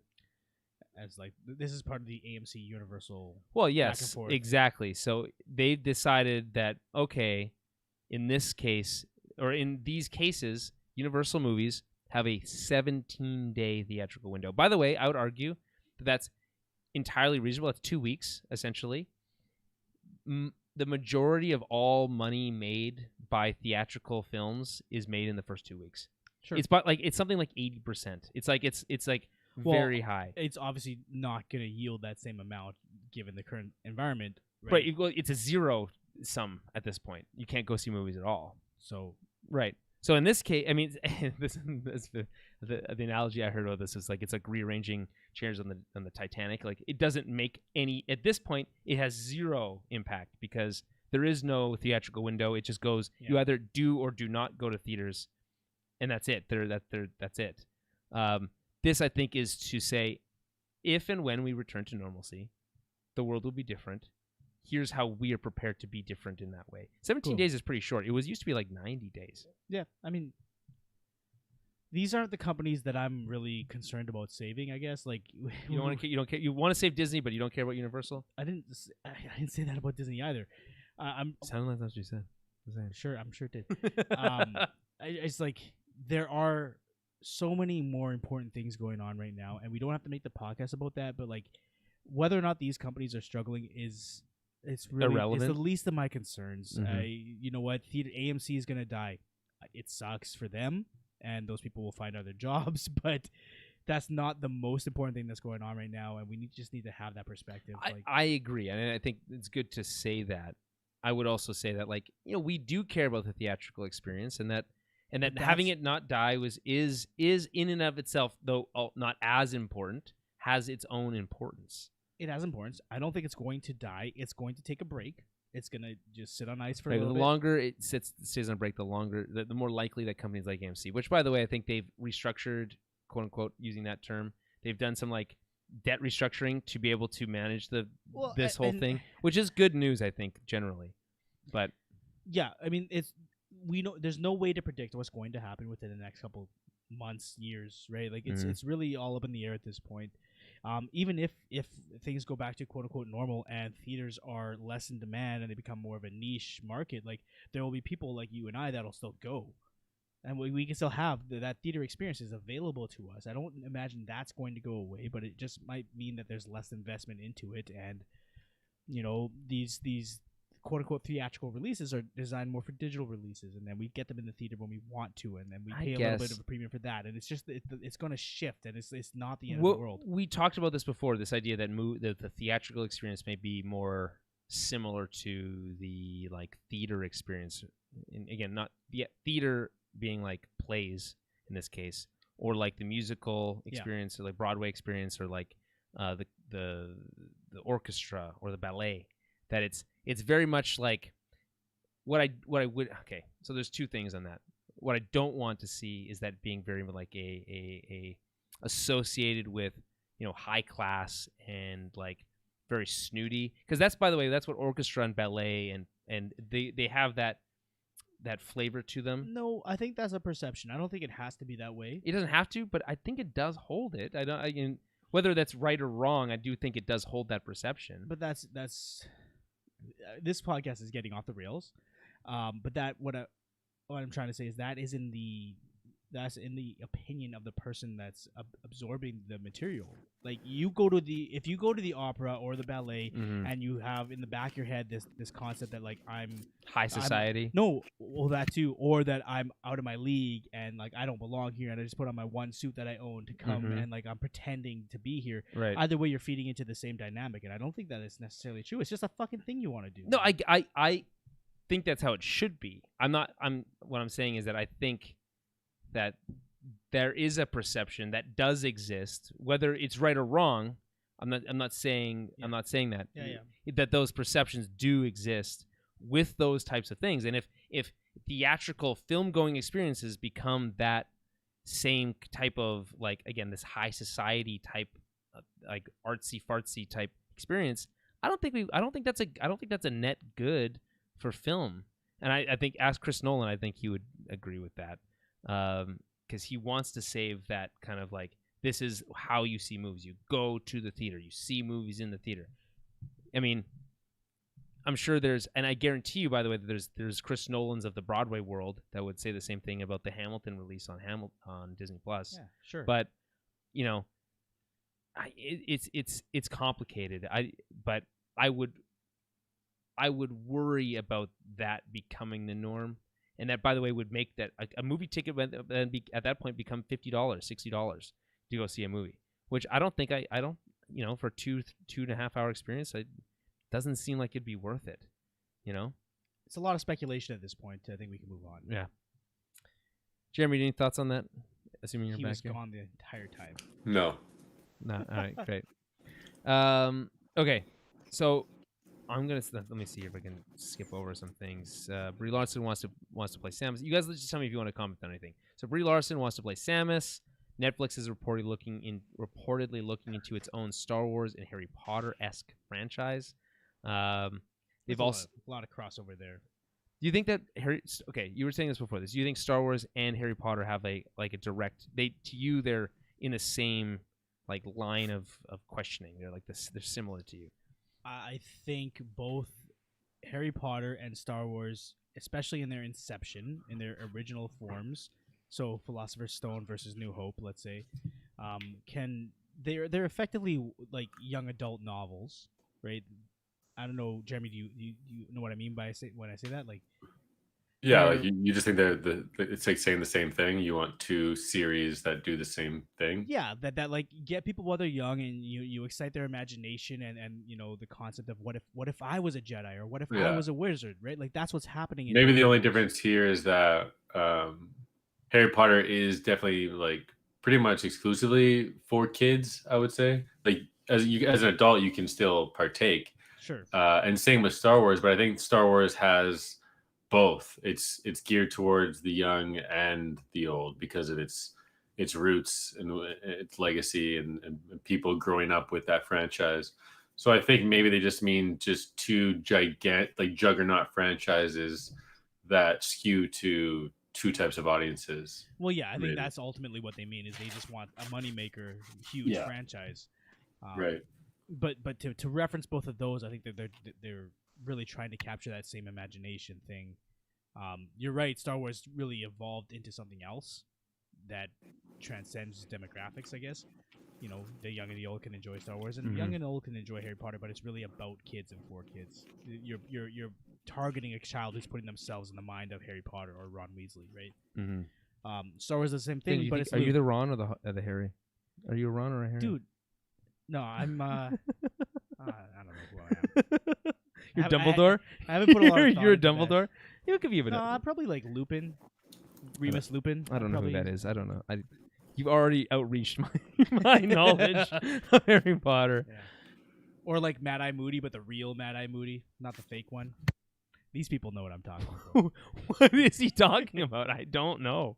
Okay, Jeremy, who are you? Which one are you? A Harry or are you a Ron? Snape. Snape. Ooh, dark. Yeah, Okay. I can see that. Yeah. Very stoic, very laconic. Or I'd be like one of the super athletes on the Quidditch team. On The one that gets hit by the snitch and falls off his. Actually, I'd be a keeper. I wouldn't mind being a keeper. So maybe a Ron, because Ron ends up Ron was a keeper. becoming a keeper. Yep. Year 6. You guys suck.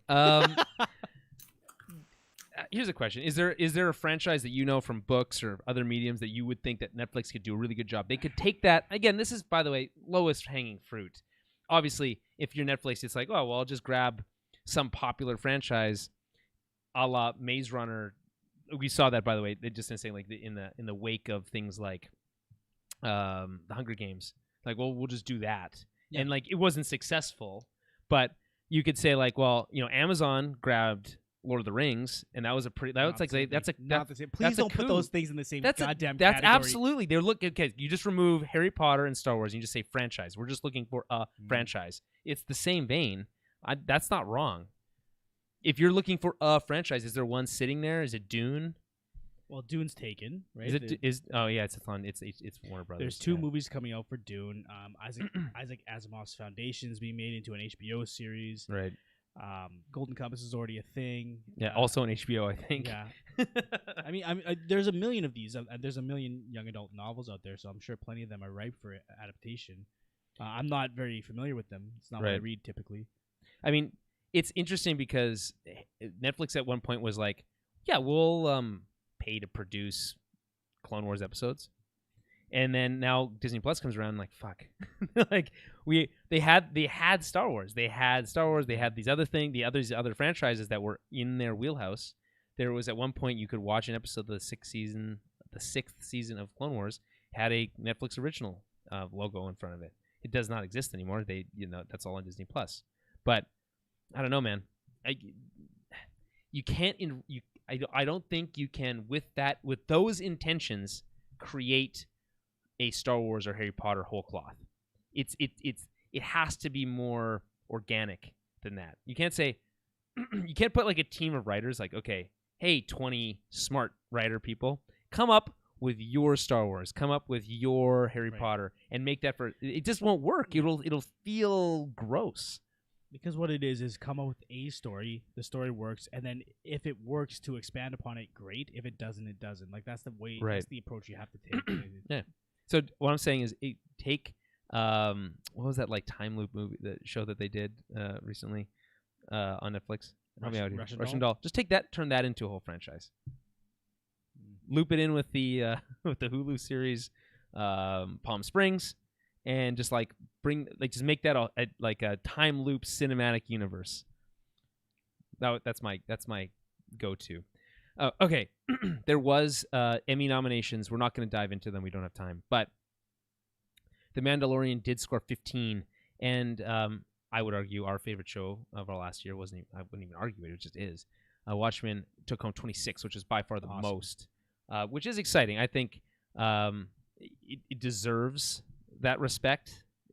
It somehow gets better every single day that goes by. It's exciting because Watchmen is such obscure. It's such a weird show when you really think about what's going on. Like, it's hard for me to separate and for us to separate, having seen the comic. Read the comic rather and seen the movie. Yeah, like there's so much that relies upon that it's hard to separate. Would it be a good show if I didn't have that context? I really don't know. Right. Obviously, it's getting the nomination, so it's being recognized as such. But it's hard for me to say. Yeah, So it took him 20. What was the number again, Dan? Sorry, it was 26 nominations. I'm looking at. So this is the July 28th, 2020. article on EW. It did not take home a nomination for outstanding drama series. Am I crazy here? I'm reading it. That seems like an oversight in my mind. It might have taken home a million other nominations, but not being nominated for outstanding drama series is insane. I mean, it's really hard for me to comment. So I'm looking at the article across here. Out of the shows that are nominated, Right. Stranger Things and The Mandalorian are the only ones that I've seen. But you have heard of Better Call Saul. I and know- you have The Crown yeah. and Handmaid's Tale Sure. and Killing Eve and Ozark and Succession. The only one on there I haven't heard of is Killing Eve, but my experience is limited to Mandalorian and Stranger Things. So I personally would say Watchmen definitely needs to be up there, but I don't know those shows well enough to know whether or not that's true. It seems like an oversight. I don't know. Let me see if I can find. Well, that's not where I wanted to go. Let me see if I can find where these Watchmen ones are. But like basically, what's really important here is that they did take home a lot of nominations, and then they were recognized because it was a show that was pretty obscure and it relied on knowledge of a comic book that came out like 30 years ago, so 40 years ago, almost. Yeah. So Shit. so it's in and itself, it seems like an uphill battle, but it deserves every nomination that it got. Okay, let's see here. Blah, blah, blah. Lead actor Jeremy Irons, Regina King, leading actress. 3 nominations in supporting actor for Yahya Abdul-Mateen, Yovan Adepo. Help me out here, Dan. Adepo, and Louis Gossett Jr. Louis Gossett Jr. God damn it. Shut up. Jean Smart, also limited. Okay, this is Outstanding Supporting Actress in a Leading Series, Outstanding Limited Series. So they got nominated not for drama series, they for limited series, which I guess is fair. Yeah.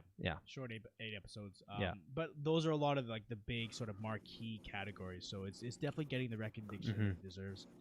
It's up against it. It's a runaway success. Unorthodox, Unbelievable Miss America, and Little Fires Everywhere. It's which I've heard good things about, but it's gonna mop the floor with that list.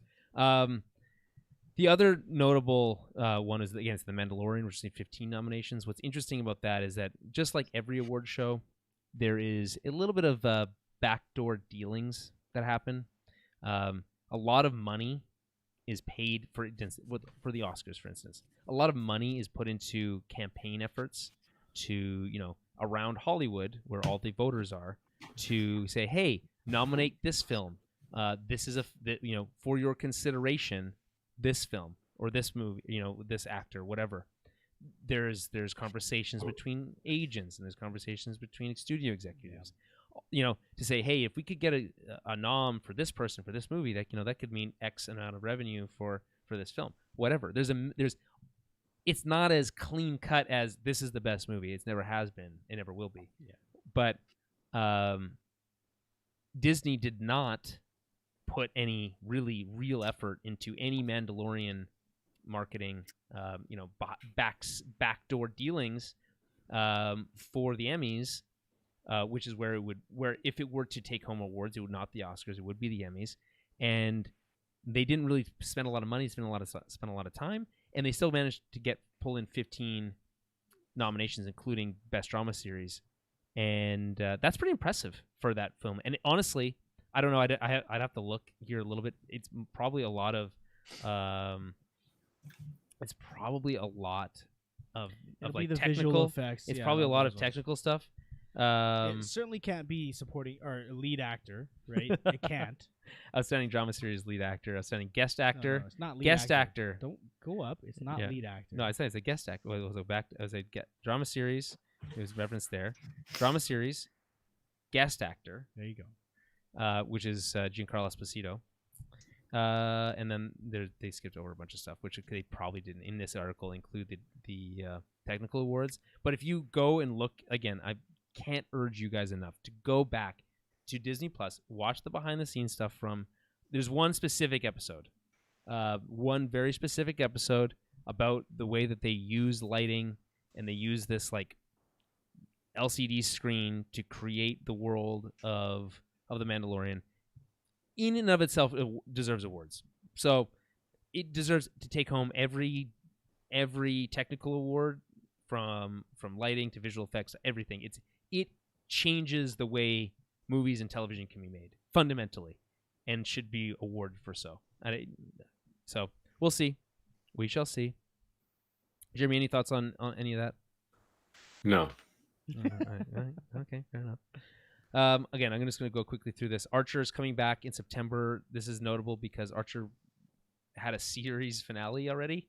A show that's particularly close to my heart. I think is very funny. FXX series, animated series about espionage. H. John Benjamin being the lead actor in this show. It is so whip smart funny, and I think so clever and amazing. And I remember talking about the finale on this show, saying, "Man, it really felt like a letdown. It didn't really feel like it ended with a really with a punch." They decided, well, you know what, fuck it, we'll just make another season. So they decided they're just going to make another season. It's coming back in September. I think knowing what we know now, that was deliberate, right? Like they probably maybe nerfed the ending just so that to give people that sense that you're feeling, and then they were planning to do this anyway. That's very manipulative. I don't like it. Yeah, well, that's what you get. Like the last couple seasons were like Archer was in a coma. Spoilers. He was in a coma, and during those couple seasons, they were playing around with some more like adventurous and fun types of ideas. Things like, Archer in the he's a what's the noir detective. Or he's an astronaut. He's an astronaut. He's an astronaut. It was like more like alien tropes and stuff, like from Alien and stuff like that. It was a space thriller. I'm more interested in Astrosnot. Yeah, we kind of glossed over this. That's gotta be like a video game name or something. Astrosnot. Yeah, that's actually not bad. I think a good fun side-scrolling adventure. There was also one where he was like on a tropical island. Anyway, the point is it's back to reality. So I'm excited for that. Please be excited for that. The other thing is Solo, a Star Wars story, a box office disappointment. Don't shake your head. This is important, Daniel. Don't just listen for 1 second here. Jeremy, you're going to have to help me out here. So I know you like this movie. I know you like Solo, so you're going to have to help me out here. So Solo, a Star Wars story, was obviously set up to be, if not a trilogy, at least have a sequel to it. There was a particularly obvious cameo at the very end of that film that like sets up an interesting world that like I think people were wanted to see. So there's a lot of things that were played into why that movie was not a financial success at the box office. It came out too soon after the last movie. There was a lot of backlash after The Last Jedi, yada yada yada. It wasn't marketed well. Just address the story. This point being is there's a lot of heavy rumors right now. It's very likely that this series will be picked up this story will be picked up as a series on Disney Plus with Alden Ehrenreich. It's a really hard word, really hard name, to reprise his role as a young Han Solo, and then also have Han back with Donald Glover. Weren't there rumors about a separate Lando series as well? Yes, but I'm guessing that those were kind of blended in with that. This is actually going to be this. This is actually like it's hard to say. There's a lot of rumors flying around these days, but I think this is much more likely than a separate Lando series to happen. Although maybe called Solo would be kind of like a joint Han Solo and help me out here, Dan. A joint solo venture. Is that what you're trying to say? Yeah, because it does sound stupid when I say that. Yeah, it sounds stupid. A joint like Lando Han adventure on Disney Duo. Plus. It would be called Duo. No, it won't. A Star Wars story. It won't be called that. It won't be called that. Do-over, a Star Wars story. That's good. Point being, would that interest you? Would you watch that? Either of you? I think you could tell by my Hell You yeah. would watch that. Yeah, Jeremy would. Jeremy, can you get just quickly what was it about Solo, a Star Wars story that gripped you or thought that interested you and would interest you in a sequel series on Disney Plus? I don't know. I mean, going into it, it's Han Solo, just an iconic character, just going on adventures with him, seeing new adventures, but obviously, in the youthful days. Don't And forget I think Chewie. what? Yeah, and Don't, Chewie. Yeah. don't forget Chewie. Yeah. And I think Alden Ehrenreich did a fantastic job. And Sorry, what was his name? Alden Ehrenreich. It's not how you say it. How do you say it? Heinrich. Ehrenreich. Ehrenreich. Ehrenreich. EHRENREICH. Right. It's we all know who we're talking about. yeah. I agree. But yeah, sorry, continue. So yeah, like if there's a series like a Obi-Wan series on Disney Plus, like why not? Like I think that'd be pretty cool. It seems like to me that the future of Star Wars is series, not films, on Disney Plus, and I'm all for it. Really, I mean there will be movies, there will be new movies.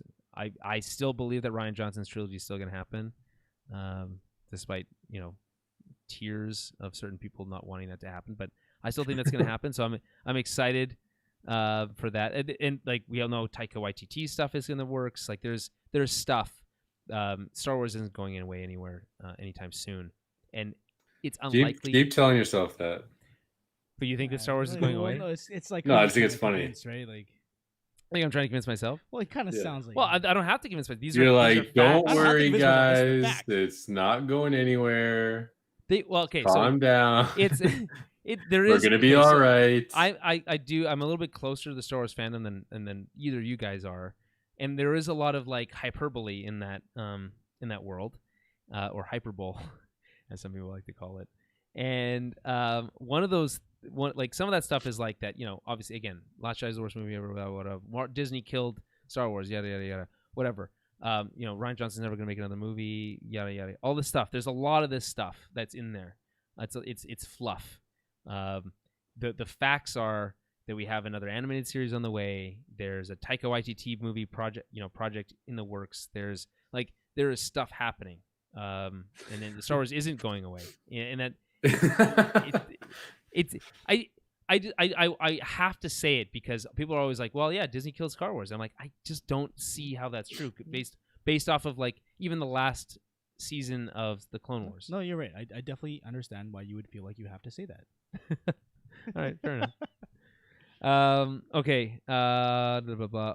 There's really very few left to talk about. Dan, there was a trailer for a show called Raised by Wolves, which is a HBO Max show directed. The first couple episodes directed by Ridley Scott. This is right up your alley. Well, it looks incredible. Here's the thing: it's really tough to talk about new sci-fi concepts because they've all been done. No, not at all. Quite the opposite. It's that something new like this. I watch a trailer and I have no idea what's going on. I have no idea how to speculate. It's about androids. He Right. loves androids. Ridley Scott loves nothing more in life than androids. It's a really cool trailer. I highly recommend anybody check it out. But it's hard to extrapolate any sort of idea of what the story is going to be from the trailer. Mm-hmm. So at this point, it's sort of wait and see, and that's how most sci-fi properties work. Yeah, you can make some analogs based on what was there. There's some kind of ideas like around this idea. Again, there's a show on Netflix that I watched last year called Mother. I think it's called. I Am Mother. I Am Mother. Show. It's very similar in concept to that show, by the way. Almost the same core concept, which is this idea of a future humanity being raised by an AI computer of some form. So there's that. I would also recommend, by the way, watch that show. Is it a show or a movie? It's a movie. It's a movie. I think it's really. I like them. I think it's very fun. It's pretty light. It's pretty breezy. I think go watch that. It doesn't challenge you too much. There's some. They do ask you some questions. That's what I'm looking for in my sci-fi. It's light, breezy, and not challenging. There are questions. There are definite questions about like the nature of the AI and the nature of the world. But they just don't challenge. It's not what I'm saying. It's not as challenging as like a like a Blade Runner, for instance. Yeah. It's fine. It's just, it's playing on those same ideas. This seems to be in that same world. Seems to be a bit more challenging. But if it's anything like what Ridley Scott's done in the last I don't know, handful of years. Things like Alien. What's the last one he did? Alien Covenant. Right. Is the last one. Yep. There was a lot to do with David, which is the android in that series. It almost centers on that character to a large degree. He really, really, really likes to play in that world, and that's fine.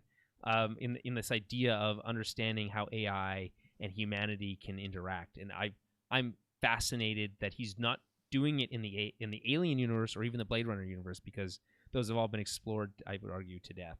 This is an entirely new concept in a new world, in a new universe that he can do it in, and then let other creatives, take over and say, hey, what do you see and what do you do? As a series, it's fundamentally different than a film, because he has to hand it off. Well, he doesn't have to, but he's going to, because he's also super old. Jeremy, have you seen the trailer for that? For which one? For Raised by Wolves? No, I haven't. Okay.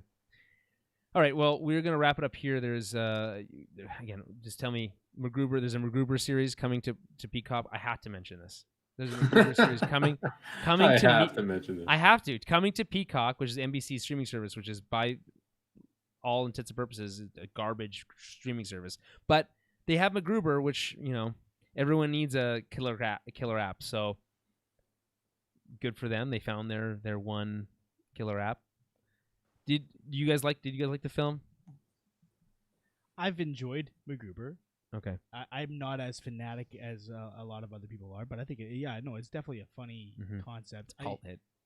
You know what? Honestly, I think it actually makes more sense as a show than as a movie, right? It's MacGyver. It's a parody of MacGyver. It's in the name. Like that, I don't think that's very far from the surface. Right. So, and MacGyver was essentially a procedural where every episode he would have to figure something out. And right. You could do the exact same thing as a parody or a satire of MacGyver. I think it's got legs for sure. It's evergreen. Jeremy, you were a fan. I feel like you were a big fan of MacGruber. Am I not mistaken on that?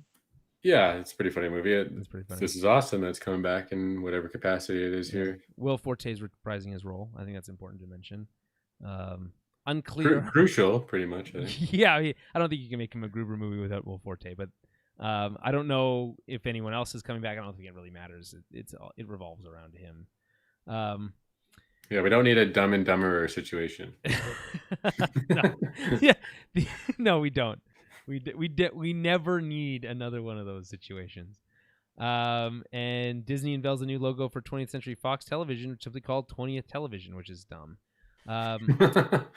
Also, Bugs Bunny turns 80 years old just the last week or so ago. Pretty good. I think that's a character that's like lived longer than most in a lot of ways. Impressive. Anyway, that's basically all we got. I did watch the Heart of Batman documentary. This is a Batman the Animated Series documentary that is available on the Blu-ray, I believe, of the Batman the Animated Series Blu-rays. It's available on YouTube now. Very good. The music especially is very good, which is weird. Like the background music is like very good. The artwork is amazing. So go check that out if you like Batman the Animated Series. It's worth your time. I've also watched a ton of other movies. I'm not going to get into it. It's been too long. Any final thoughts from you guys on what we've been watching? No, and just generally. Okay. Yeah. In terms of what I've been watching, not a lot that really applies to this podcast. If you've been watching it applies. I really don't think so. Unless it was porno. Actually, it's mostly there's always that, but it's been mostly reading. I've been reading a lot of Lovecraft lately. So you're ready for HBO's Lovecraft Country? Absolutely ready for it. I'm very disappointed with Colorado Space. That's the Netflix series. Yeah. Okay. It's a tough thing to adapt. We can get into it on another podcast. Okay. But reading a lot of Lovecraft lately and really enjoying it. Interesting. Lovecraft Country is, I believe, premiering this week or early next week on HBO. It's getting rave reviews. It's considered like one. It's up there. People are saying it's up there with some of the best series this year. So obviously not directly Lovecraftian, although the name is like literally in the title. I think it's playing in those kind of in that world. What was you don't like the term Lovecraftian, I don't think, as a descriptor. No, I'm not against that at all. But what the term that you're looking for when using that is cosmic horror, Right. right? That's the if you were to apply a genre, that's what it is. It's the idea of things that the human mind can't comprehend. So often in Lovecraft stories, people go crazy because they see or hear or experience something that their brain literally cannot process. That sounds fun. So that's what Color Out of Space is about. It's supposed to be about a color that nobody's ever seen before because we can't perceive it typically, Right. and it comes from another dimension. So it's hard to adapt that into a visual medium like film. Makes sense in a book. God. Yeah, it's hard. In a book, like the characters are trying to describe it and they can't because they're using the same language that is. Well, available try to us. describe any color. It doesn't really. and and that same dynamic applies to something that you Right. can't describe, a Right. color you can't describe, right? So it makes more sense. That's one of those examples where it makes much more sense written than it does Sure. on film. Sure. I think Lovecraft Country is approaching that same idea, but through like a racial lens, which and also I also think it's a period piece. It's complicated, but I hear it's very scary, and I want to watch it. I really do, but I'm not. I don't know if I'm ready. I don't think I'm ready. He wasn't ready. Wait, is that a song? No, it's like it's Kevin Hart. Okay, I'm not ready to watch it. Okay, follow us on Patreon, patreon.com/TowerPapplecast. For $5 a month, you can tune in for our film club. We're gonna be doing Daniel The Prestige. The Prestige. Thank you. It's very exciting. Dan, are you excited? I do love the movie. Okay. There's always a dichotomy. So if you watch Prestige first, or if you watch The Illusionist first, they came out I think the same year, Yeah. and they're very. I watched The Illusionist. Two similar. You watch The Illusionist first, you lose first. That's the rhyme says it all. That's the mnemonic device. Yeah. I think I watched Prestige first, and I think I made the right choice. You did. Okay, yeah. All right. Well, I'm excited to see Prestige for the first time. If you want to hear my reactions to seeing Prestige for the first time, again, Patreon's the way to do it. Patreon.com/TowerBabblecast. And you get access to all our former, by the way, obviously our former. Our catalog. Catalog is such a much better word than former, which is much, yeah. Okay. Our catalog of Filmcast ones. What was our first one? Jurassic Park. Jurassic Park was the first. We've done some interesting films. We did such films as Eagle versus Shark that everyone's very familiar with. That's not the one I would lead with, but yeah, exactly. It's been all over the place. We've done a lot, and not Solaris. Sunshine. Sunshine. Talking about. Yes, Solaris. By the way, I should add to the list because that's an interesting film. Anyway, there's lots there. There's content. It's worth it, and it helps keep the lights on, literally. So I would appreciate. There's a light right there, right there. And if you can't do that, that's okay. You can help support the show by leaving us a review on your podcaster of choice, iTunes, what have you. And follow us on Twitter at TowerBabblecast, Facebook.com/TowerBabblecast. Head over to the website TowerBabblePodcast.com and find everything that we do, including our super outdated blog and and all of our episodes, including our small screen Star Wars stuff and everything else. So we'll be back soon with more of this. Oh, Dan, wait. We had a new Patreon subscriber this month. Oh, Ethan Summers? Yeah, I assume that's right. I asked you to remember that, and I'm just going to confirm that that's correct. I'm pretty sure that's correct. Right. Patreon, yada yada yada. Pretty sure I'm right. Yeah. Okay, you're right. Ethan Summers. Oh, very well done. So Ethan Summers, thank you. We appreciate that. To everyone, all of our subscribers, especially our $20 subscribers, your contributions can't be understated. Every single person is important, and it really makes a big difference. So thank you. By the way, we got some really nice compliments last week, Jeremy, on our show. That was a lot more casual, a little bit of a fireside chat, a TV interview that we haven't done in a long time, and I really appreciate those. It really helps, especially in these times. So thank you, and we'll be back soon with more TOB.